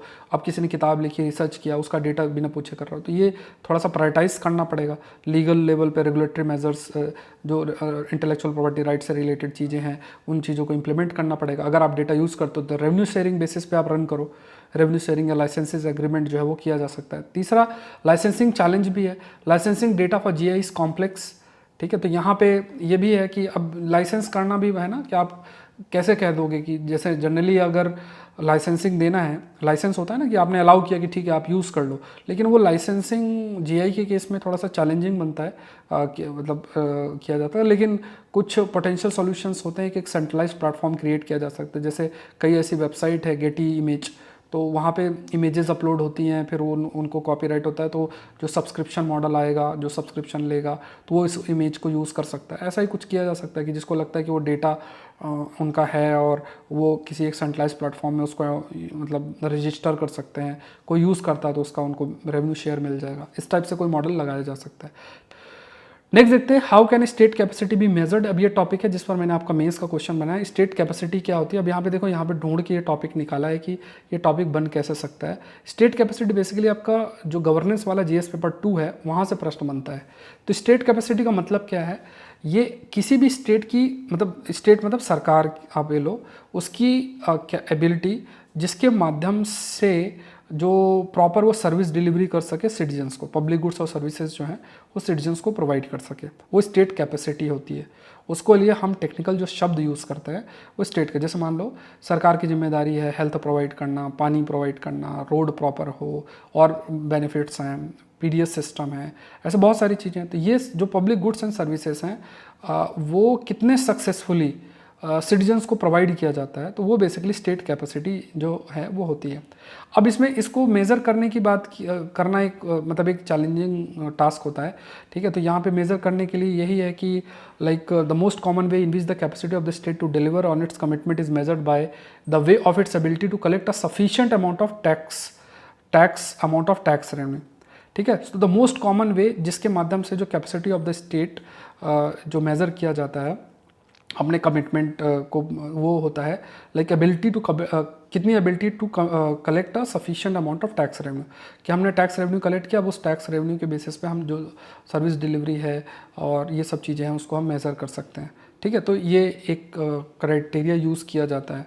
तो कोई भी स्टेट है ना, क्योंकि उसको पैसे की ज़रूरत होगी public goods and service provide करने के लिए, तो ये आपका कहा जाता है। तो किसी भी देश में अगर higher tax to GDP ratio है मेनली रिच देशों में ये देखने को मिलता है, तो उसमें कहा जाता है कि इनकी जो स्टेट कैपेसिटी है वो बेटर है, क्योंकि देखो आपके पास जितने फाइनेंशियल रिसोर्सेस हैं उतना अधिक आप सर्विस डिलीवरी करोगे, ये ऐसा कहा गया है। तो टैक्स टू जीडीपी रेशियो एक कंसिडरेशन है to measure the state capacity. Next देखते हैं court on climate rights and how India can enforce it. अब इसमें देखो इन्होंने अपना जो व्यू पॉइंट है वो थोड़ा सा रखा है, बट यहाँ पे मैंने जो एक चीज़ हाईलाइट आपके लिए की हुई है जो इस पूरे आर्टिकल में, देखो कुछ चीज़ें मैं जो आपसे ये कहना चाह रहा हूँ, क्योंकि इस पर हमने ऑलरेडी लगभग 4 से 5 आर्टिकल्स डिस्कस किए हैं। एग्ज़ाम से पहले भी इस पर काफ़ी डिस्कशन हुआ था, ऑनरेबल कोर्ट ने जब बोला था तो उसमें हमने काफ़ी सारी चीज़ें डिस्कस जो है वो ऑलरेडी हमने कर रखी है, लाइक है ना। तो ये पूरा वैसे रिपीटेड टाइप है आर्टिकल अगर देखा जाए, बट थोड़ा सा मैं आपके रिमाइंडर के लिए मैंने ये इस पर सिर्फ जो ये केस है, क्योंकि केस स्पेसिफिकली आपको याद रखना है। अब इस केस को इम्प्लीमेंट करने के लिए क्या स्टेप्स लेने चाहिए, तो आपकी इतनी अंडरस्टैंडिंग बन जाएगी कि आप उसको लिख लोगे, ठीक है। जैसे अगर मान लो जैसे ये जो केस आप याद रखना, क्योंकि हो सकता है इस बार जो है पूछा जा सके, और ये टर्म याद रखना, ये that is climate change jurisprudence. एक ये टर्म आपको याद रखना है, that is climate change jurisprudence. Climate change jurisprudence का मतलब क्लाइमेट चेंज से रिलेटेड जो आपके रूल्स रेगुलेशन लॉ है उसको हम क्लाइमेट चेंज ज्यूरिस्प्रूडेंस बोलते हैं। अब ये केस याद रखना, recent judgment honourable supreme court का, that is MK Ranjit Singh versus union of India. और इसमें ऑनरेबल सुप्रीम कोर्ट ने क्या कहा है कि जो कॉन्स्टिट्यूशन ऑफ इंडिया है उसमें आपका जो लाइफ है, राइट टू लाइफ, आर्टिकल 21, उसको फर्दर एक्सटेंड करते हुए कहा गया कि जो ये राइट है ये हमारा फंडामेंटल राइट है कि हम क्योंकि कोई चीज़ अगर फंडामेंटल राइट है तो सरकार की जिम्मेदारी उसको प्रोवाइड करना, to protect citizens from the adverse effect of the climate change. तो इसे identifying both the right to life and right to equality as its source. तो आपको देखो यहाँ से एक प्रश्न ये भी आपके लिए बन सकता है, जैसे इस बार जो प्राइवेसी वाला प्रश्न आया था, तो यहाँ पे कई ऐसे टॉपिक्स जैसे पर्सनालिटी राइट्स किसके अंडर आता है, या अभी जो free from adverse effect of climate change किसके अंडर आता है, तो राइट टू लाइफ और राइट टू इक्वालिटी दोनों के अंदर इसको इंक्लूड किया गया। इसमें ऑनरेबल कोर्ट ने जो जजमेंट दिया, तो ये चीज़ आपको याद रखना है। अब मुझे आप कमेंट सेक्शन में खुद ही बता दो कि अगर मुझे ये इंप्लीमेंट करना है कि हमें सभी को प्रोटेक्ट करना है from the adverse effect of the climate change, from the adverse effect of the climate change, तो हमें क्या करना चाहिए, व्हाट वी शुड डू, हमें क्या जो है करने की जरूरत है, व्हाट वी शुड डू। तो 4-5 पॉइंट्स आप कमेंट सेक्शन में थोड़ा सा बताना।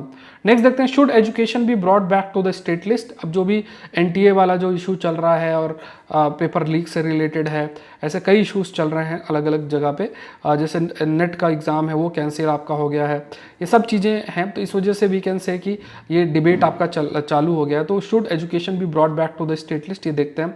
पॉलिटी का टॉपिक है। सो अभी देखा जाए तो गवर्नमेंट ऑफ इंडिया एक्ट ने ब्रिटिश रूल के दौरान जो जैसे लाइक मैंने आपको बुक सीरीज़ में भी पढ़ाया था कि जो हमारा संविधान है उस संविधान का जो एक स्ट्रक्चर है वो हमने जो स्ट्रक्चर है गवर्नमेंट ऑफ इंडिया एक्ट 1935 से डिराइव भी किया था। अब इसमें कुछ चीज़ें जैसे लाइक फेडरल फीचर भी इसमें इंट्रोड्यूस किया गया था गवर्नमेंट ऑफ इंडिया एक्ट में। तो कुछ चीज़ें स्टेट को कुछ आपका केंद्र में रखी गई थी, आपके जो है रखी गई थी। तो एजुकेशन की बात किया, जो कि इंपॉर्टेंट पब्लिक गुड है, वो आपका प्रोविंशियल लिस्ट में रखा गया, मतलब स्टेट लेवल पर रखा गया। और इस चीज़ को हमने मतलब इस चीज़ को कि एजुकेशन जो है वो स्टेट लिस्ट में है, ये हमने इंडिपेंडेंस के बाद भी हमने इसको फॉलो किया। अब क्या हुआ था कि बाद में लाइक इमरजेंसी के टाइम पे कांग्रेस जो पार्टी है उन्होंने स्वर्ण सिंह कमेटी का गठन किया था और उनके रिकमेंडेशन में संविधान में अमेंडमेंट किया गया था और उस अमेंडमेंट के तहत जिसे 42nd कॉन्स्टिट्यूशनल अमेंडमेंट भी कहते हैं, एजुकेशन को स्टेट लिस्ट से कॉन्करेंट लिस्ट में कह दिया गया। अब आप सभी को पता है शेड्यूल 7 में आपके पास यूनियन लिस्ट है, आपके पास स्टेट लिस्ट है, कॉन्करेंट लिस्ट है। तो स्टेट लिस्ट में वो सब्जेक्ट्स है जिसमें स्टेट लॉ बनाता है, कॉन्करेंट लिस्ट में वो सब्जेक्ट्स है जिसमें स्टेट और केंद्र मतलब जो है पार्लियामेंट दोनों लॉ बना सकते हैं। लेकिन अगर पार्लियामेंट का लॉ ऑलरेडी एग्जिस्ट करता है तो स्टेट लॉ अप्लाई नहीं होता। कमेंट सेक्शन में बताओ क्या कोई केस ऐसा है कि कॉन्करेंट लिस्ट में ऐसा सब्जेक्ट जिसमें केंद्र का ऑलरेडी या पार्लियामेंट का ऑलरेडी लॉ एग्जिस्ट करता है फिर भी स्टेट का लॉ एप्लीकेबल हो जाए, क्या ऐसा कोई कंडीशन है क्या? कमेंट सेक्शन में आप लोग जरूर से हाईलाइट करना। अब देखो यहाँ पे क्या है कि जैसे फिर 42nd अमेंडमेंट के बाद आपका डिस्कशन हो गया 44th कॉन्स्टिट्यूशनल अमेंडमेंट 1978 पे, जिसमें कहा गया कि 42nd अमेंडमेंट से रिलेटेड जो है चीज़ों को रिवर्स किया जाए, जिसमें इमरजेंसी से रिलेटेड कुछ चीज़ें की गई थी।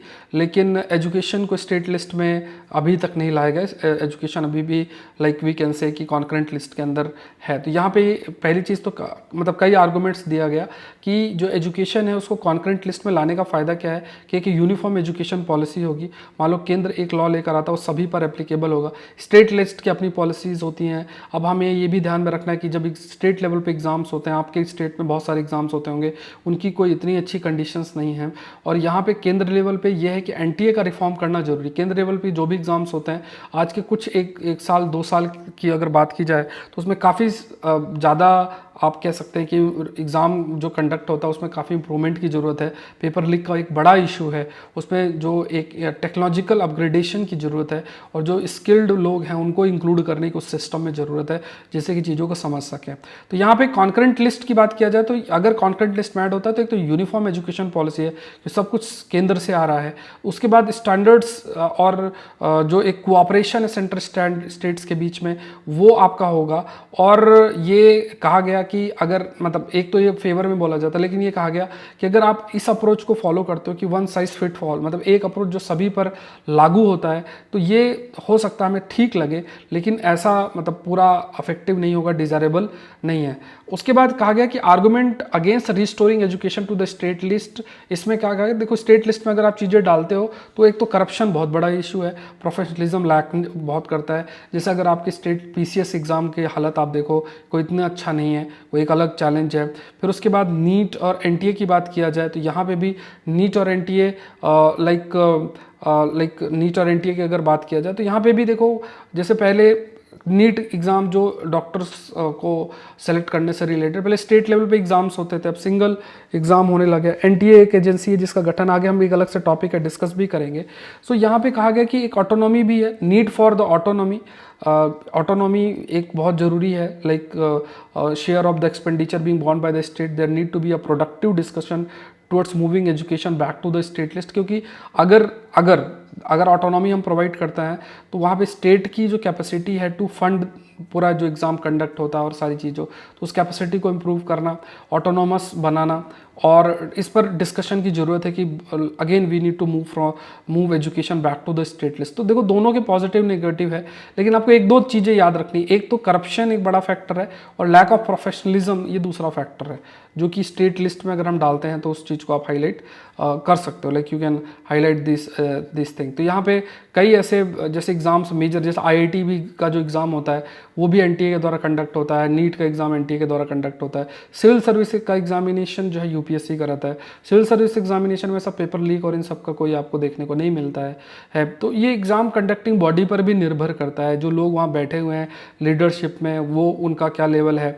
Eight the same point of time अगर कोई चीज़ बोली, जैसे यूपीएससी ने अगर डायरेक्शन स्टेट में दिया तो जितना भी पूरा तबका रहता है वो पूरा एकदम टोज में रहता है, उसको पता है कि यूपीएससी बहुत कुछ कर सकती है उनके साथ। लेकिन ऐसा पावर क्या एनटीए के पास है क्या, है ना? एनटीए ने तो डायरेक्शन जारी कर दिया, तो बट एनटीए का पावर क्या है ये भी देखना जरूरी है ना, कि अगर मान लो कुछ ऐसी स्थिति आती है तो अगर वो मान लो स्टेट लेवल पे जो एडमिनिस्ट्रेटर है उनके लिए कुछ डायरेक्शन देती है तो कितना अफेक्टिव है, उसको सीरियसनेस कितना से लिया जाता है। नेक्स्ट देखते हैं, why has the NTA failed to deliver. ये है, इस पर कुछ चर्चा कर लेते हैं। एनटीए क्यों फेल हुआ डिलीवर करने में, तो कुछ इसमें स्पेसिफिक पॉइंट्स हैं। पहले तो एनटीए की बात किया जाए, इसका सेटअप कब हुआ था, 2017 के अंदर था, और ऑटोनोमस बॉडी है, मिनिस्ट्री ऑफ एजुकेशन के अंदर है। इसमें डायरेक्टर जनरल है, गवर्निंग बॉडी है, यूनियन गवर्नमेंट के द्वारा अपॉइंटमेंट होती है। ये एक रजिस्टर्ड है सोसाइटी के रूप में, ये एक सेपरेट लीगल एंटिटी है, मतलब अलग से इसका गठन किया गया है। लेकिन यहाँ पे अगर इतना सारा ऑटोनॉमी भी दे रहे हैं, इसका अलग से लीगल एंटिटी के रूप में भी कंसिडर किया जाता है, इसके बाद भी जो एनटीए है ये इतना अच्छे तरीके से काम क्यों नहीं कर पा रही है, एक क्वेश्चन है, ये आपका रहता है। अब यहाँ पे कहा गया कई सारे एस्पेक्ट हैं, जैसे मान लो कि अगर इसके एम की बात किया जाए तो एक अच्छे तरीके से टेस्ट कंडक्ट करना। टेस्ट कंडक्ट करने का मतलब ये हो गया कि जो स्टैंडर्ड्स हैं उसको मेंटेन रखना, पेपर का लेवल हो या जो एग्ज़ाम करने का प्रोसेस है उसमें standard, certain set of standards को फॉलो करना चाहिए। मेन प्रॉब्लम क्या है कि ये पहले तो कंप्यूटर बेस्ड टेस्ट के लिए ही रखा गया था कि सारे जो टेस्ट हैं वो कंप्यूटर बेस्ड हैं, होने चाहिए, लेकिन बाद में कई चीज़ें की गई। जैसे बात अभी कई एग्ज़ाम्स इसके द्वारा कंडक्ट किए जाते हैं जो कि पेपर और पेन्स के माध्यम से होते हैं, तो अब उसके पास इसके पास स्टाफ नहीं है कि उन पेपर्स को ये अच्छे से कंडक्ट कर सके। अब दूसरा एक चीज़ ये भी है, जैसे आर्गूमेंट इसमें ये दिया गया कि सारे पेपर बड़े बड़े अगर आप कंडक्ट कराओगे कंप्यूटर पे तो सब रूरल बैकग्राउंड से भी बहुत सारे लोग हैं, तो वो कैसे दे पाएंगे, उनका एक्सपीरियंस किस तरीके से, ये एक चीज़, ये एक आर्गूमेंट आपका दिया जाता है। लेकिन आप ये भी समझो कि जैसे मान लो कहीं भी पेपर बनता है, पेपर स्टोर होता है, और तो एक नॉर्मल से कंप्यूटर में ही होता होगा। आज के समय में अगर वो किसी नेटवर्क से कनेक्टेड हो, उसको हैक भी किया जा सकता है, इट्स वेरी इजी। कई सारे एग्जाम, जैसे अभी एक एग्ज़ाम कंडक्ट किया गया CSIR का, तो वो कुछ समय पहले है, उसका रिजल्ट आया, बहुत बच्चों ने किया, बट मतलब उन्होंने वॉइस रेस किया, लेकिन उसमें मतलब क्योंकि कोई बड़ा पर्सन उसके साथ नहीं कंबाइन हुआ, वो मूवमेंट रन नहीं हुआ है, तो उसका रिजल्ट डिक्लेयर हो गया, कट ऑफ भी हाई चली गई, कोई कुछ नहीं होने वाला। उसमें भी कई लीकेज जो है उस पर चर्चा की गई कि जो लीकेज है पेपर का हुआ है, तो लेकिन जो प्रोसेस है वो मतलब आप कह सकते हो कि मतलब एक ग्रीवेंस रिड्रेसल मैकेनिज्म होना चाहिए कि वो बातें, चीज़ें डायरेक्टली एजेंसी तक रीच की जाए रादर देन सोशल मीडिया के माध्यम से रीच हों। तो ये है जिससे कि इन्वेस्टिगेशन प्रॉपर तरीके से आपकी की जा सके। ऐसे बहुत से एग्जाम्स कंडक्ट अगर होते हैं स्टेट लेवल पे, सेंट्रल लेवल पे, तो वहाँ पे सब एक ट्रांसपेरेंसी और एक इंटरनेशनल स्टैंडर्ड्स मेंटेन करके रखने की ज़रूरत है। तो एक अंडर स्टाफ एक बड़ा एक चैलेंज है एनटीए के लिए कहा गया। ऑफिशियल्स की बात अगर किया जाए तो यहाँ पे जैसे हम like we have discuss, pen और पेपर जो एग्जामिनेशन होना चाहिए इसमें, अगर पेन और पेपर का एग्जामिनेशन होना चाहिए तो जिसमें कई चीज़ें, जैसे क्वेश्चन पेपर को सेट करना, फिर एनक्रिप्ट करना, फिर उसकी प्रिंटिंग करना, एग्ज़ाम सेंटर्स हैं, प्रिंटिंग प्रोसेस में जो ट्रांसपोर्टेशन है, ये सब का एक्सपीरियंस चाहिए। अब यूपीएससी और ये सब संस्थाएं हैं, इनके पास एक्सपीरियंस है, बट अब एनटीए जैसे एजेंसी जिसको गठन ही इसलिए किया गया कि वो कंप्यूटर बेस्ड टेस्ट कंडक्ट करेगा, उसको सडनली पेपर और पेन वाला भी जिम्मेदारी दे दिया। स्टाफ है नहीं, स्टाफ जो है भी उसके पास इस सबसे रिलेटेड एक्सपर्टीज़ भी नहीं है, तो कहाँ पे भी पेपर लीक हो, कहीं भी लीक हो सकता है। और आजकल तो इस एरिया से रिलेटेड बहुत सारे माफिया और ऐसे लोग भी है ना, बहुत सारे पेपर लीक अगर आप देखोगे तो देखने को मिला है काफ़ी सारे। अभी इसमें अभी जो राधाकृष्णन कमेटी उसका गठन किया गया है, अब कुछ समय में वो अपना रिपोर्ट रखेंगे तब हम डिस्कस करेंगे। अभी कई सारे अपने ओपिनियंस भी सामने आ रहे हैं, बट उस पर इतना हम डिस्कशन नहीं करेंगे। अब like we will discuss about, क्योंकि एक्सपर्ट कमेटी है, क्योंकि देखो टेक्नोलॉजिकल एक सोल्यूशन भी देखना पड़ेगा। क्योंकि अगर नॉर्मल कंप्यूटर है उस प्रोसेस में, जैसे मान लो किसी यूनिवर्सिटी के टीचर को बोला आपने पेपर जो है आप पेपर बना दो, अब उन्होंने क्वेश्चन सेंड किया और उसके बाद फिर मेल किया, फिर वो किसी कंप्यूटर में स्टोर हो, तो यहाँ पे बहुत सारे लेवल पे है कि उस चीज़ को ईजिली हैक किया जा सकता है। आज के समय में ऐसी हाई टेक्नोलॉजी है जिसके माध्यम से जहाँ भी आप स्टोर कर रहे हो उसको हैक किया जा सकता है, अगर वो नेटवर्क से कनेक्टेड है या किसी और प्रोसेस के। तो ये देखना पड़ेगा, ये टेक्नोलॉजिकल लेवल पे भी है। इस पर कई एक्सटर्नल, जैसे कुछ समय पहले न्यूज़पेपर में आया था कि कुछ समय पहले आईआईटी के पेपर पे जो लीक की चर्चा हुई थी, तो उस पर कहा गया कि रशियन हैकर्स उस पर इन्वॉल्व थे। तो ऐसे बहुत सारी चीज़ें होती हैं, सिक्योरिटी डायमेंशंस में हमें देखना पड़ेगा। अब क्योंकि लोग जो बैठे हुए हैं ऊपर, उनको इतनी हो सकती जानकारी, जागरूकता ना हो, इस वजह से आप ये देखो कि जो पर्सन है इसमें कोई एकेडमिक पर्सन, कोई हेड पे कमेटी नहीं बनाई गई है। इसका मतलब सरकार को ये पता है कि यहाँ पे टेक्नोलॉजिकल सॉल्यूशन की जरूरत है। तो यहाँ पे देखते हैं कि Medha Patkar gets jail term for defaming Delhi LG, वो पहले का केस है, तो ये एक पॉलिटी का टॉपिक बन जाता है। तो इस पर हम लोग क्या केस था, क्या बोला था, वो हम डिस्कस नहीं करेंगे। वी विल डिस्कस जो हमारे सिलेबस में है, the things which can be asked, तो एक तो यहाँ पे एक टर्म है, दो टर्म्स मेंशन्ड, एक टर्म मेंशन्ड है प्रोबेशन। प्रोबेशन मतलब क्या होता है, जैसे क्रिमिनल जस्टिस सिस्टम के अंदर जिसमें कोई भी कन्विक्ट है उसको डिस्चार्ज करना subject to the regularity of conduct good behaviour. जैसे मान लो ऐसा होता है ना, कई बार आपने मूवीज़ में भी देखा होगा, you must have seen that, कई बार मूवी में भी इस चीज़ के बारे में आता है कि ये जो पर्सन है, इंडिविजुअल है, ये इंडिविजुअल का जो कंडक्ट है वो बहुत अच्छा रहा है, अब इसके कंडक्ट की कंसिडरेशन में इसको छोड़ दिया जाए। तो टेक्निकली जो शब्द यूज़ होता है इसके लिए उसे हम प्रोबेशन शब्द जो है वो बोलते हैं, we use this term called as probation, तो ये ध्यान में रखना है। दूसरा यहाँ पे डिफेमेशन की बात किया जाए, when you talk about defamation, defamation मतलब किसी के प्रति गलत चीज़ को फैलाना, जैसे communicating false statement about a person, जिससे कि उसकी जो रेपुटेशन है पर्सन का वो काफ़ी अधिक अफेक्ट हो जाए। जैसे कोई भी एक आज के जो समय है सोशल मीडिया के माध्यम से कई बार ऐसे शब्दों का इस्तेमाल, ऐसे नरेशन का इस्तेमाल किया जाता है, ऑडियो वीडियो का इस्तेमाल किया जाता है, जिससे किसी की भी जो रेपुटेशन है वो जा सकती है, और उस रेपुटेशन की वजह से उसका जो लॉस, इकोनॉमिक लॉस भी देखने को मिल सकता है, और भी कई डिफरेंट एस्पेक्ट में लॉस देखने को मिल सकता है। तो डिफेमेशन की लॉ की बात करें तो आर्टिकल 19 जो संविधान का है वो प्रोवाइड करता है कि there are certain freedoms to citizens, जितने भी लोग हैं they have the freedoms, like they carry certain freedoms, लेकिन आर्टिकल 19 सब क्लॉज 2 जो है इसमें आपका रीजनेबल रिस्ट्रिक्शंस भी है, और there are certain like contempt of court, defamation and incitement to an offence are some exceptions. मतलब जो भी फ्रीडम्स दिए गए हैं, देर आर सर्टन फ्रीडम्स जो कि इंश्राइन किए गए हैं, हाईलाइट किए गए हैं, लेकिन there are certain reasonable restrictions also mentioned है कि ये जो फ्रीडम है वो एब्सोल्यूट फ्रीडम नहीं है, और उसके लिए जो लिमिटेशन में डिफेमेशन भी आपका एक तरीके से आता है। सो ये जो डिफेमेशन ये सिविल और क्रिमिनल लॉ दोनों के अंदर है। सिविल लॉ में डिफेमेशन पनिशेबल है by imposing, like for example अगर सिविल केस है तो उस केस में लॉ ऑफ टॉर्ट्स इस्तेमाल शब्द किया जाता है, लेकिन अभी हमें ध्यान में रखना है कि अगर कोई सिविल केस है तो उसमें जो कंपनसेशन है उसकी प्रावधान आपका रहता है, इसमें जेल टर्म नहीं है। लेकिन क्रिमिनल लॉ के कंटेक्स्ट में ये है कि ये डिफेमेशन बेलेबल है, और यहाँ पे देयर इज़ अ पॉसिबिलिटी कि सज़ा का प्रावधान भी हो, इसमें जेल टर्म भी हो सकता है। ऑल्दो पुलिसमैन जो अरेस्ट उस पर्सन को तभी कर सकते हैं जब मजिस्ट्रेट के द्वारा जो वारंट है वो आपका जारी किया जाता है। सो सिविल डिफेमेशन की अगर बात किया जाए तो यहाँ पे the statement made need to be false and it must made without the consent of the alleged defamed person. मतलब किसी भी पर्सन के ऊपर अगर फेक या गलत स्टेटमेंट किया जाए without the consent of the person, तो उस केस में सिविल डिफेमेशन केस हो सकता है, और मेनली इसे मॉनेटरी कंपनसेशन की बात की जाती है।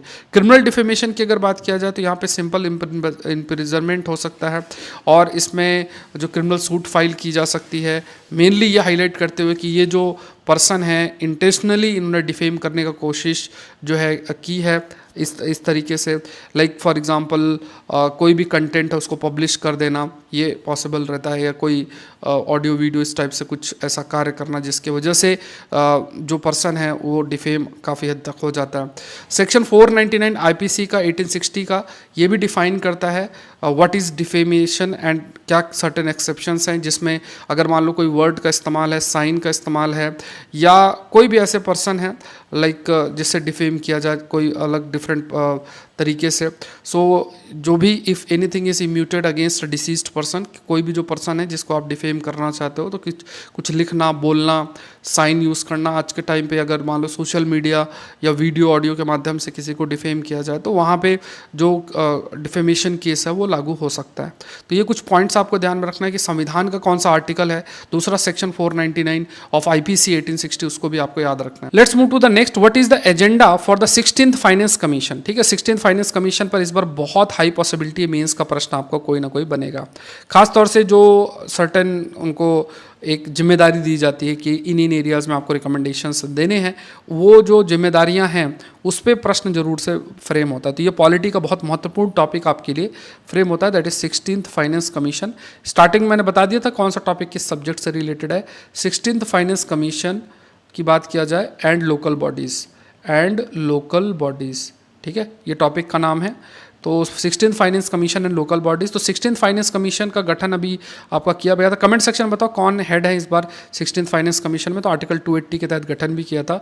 73rd और 74th कॉन्स्टिट्यूशनल अमेंडमेंट की अगर बात किया जाए तो like local bodies have gained significant recognition with in the federal system, क्योंकि 73rd 74th अमेंडमेंट एक्ट में कॉन्स्टिट्यूशनल स्टेटस जो है वो आपका प्रोवाइडेड है, मतलब कॉन्स्टिट्यूशनल स्टेटस मिला है जो पंचायत हैं लोग और म्यूनिसपैलिटीज़ को। इसके अलावा सब क्लॉज 283 बी और सी है, इसके तहत जो फाइनेंस कमीशन है उसकी एक जिम्मेदारी होती है कि किस तरीके से जो स्टेट का कंसोलिडेटेड फंड है उसको इंक्रीज़ किया जा सके, क्योंकि स्टेट के पास जो पैसा है अगर वो इंक्रीज़ होगा सो दैट विल हेल्प, है ना, कि जिसके माध्यम से जो स्टेट है वो पंचायत और म्यूनिसपैलिटीज़ की जो नीड है, फाइनेंशियल नीड है, उसको पूरा कर सकता है। तो ये थोड़ा सा याद रखना है। ये विद इन लाइक अगर आप कभी भी रिकमेंडेशन फाइनेंस कमीशन की स्टडी करोगे तो उसमें हमेशा से मेंशन्ड होता है, एक ना एक कोई ना कोई चीज़ लोकल बॉडी से रिलेटेड भी मेंशन्ड होता है, इस बार भी होगा।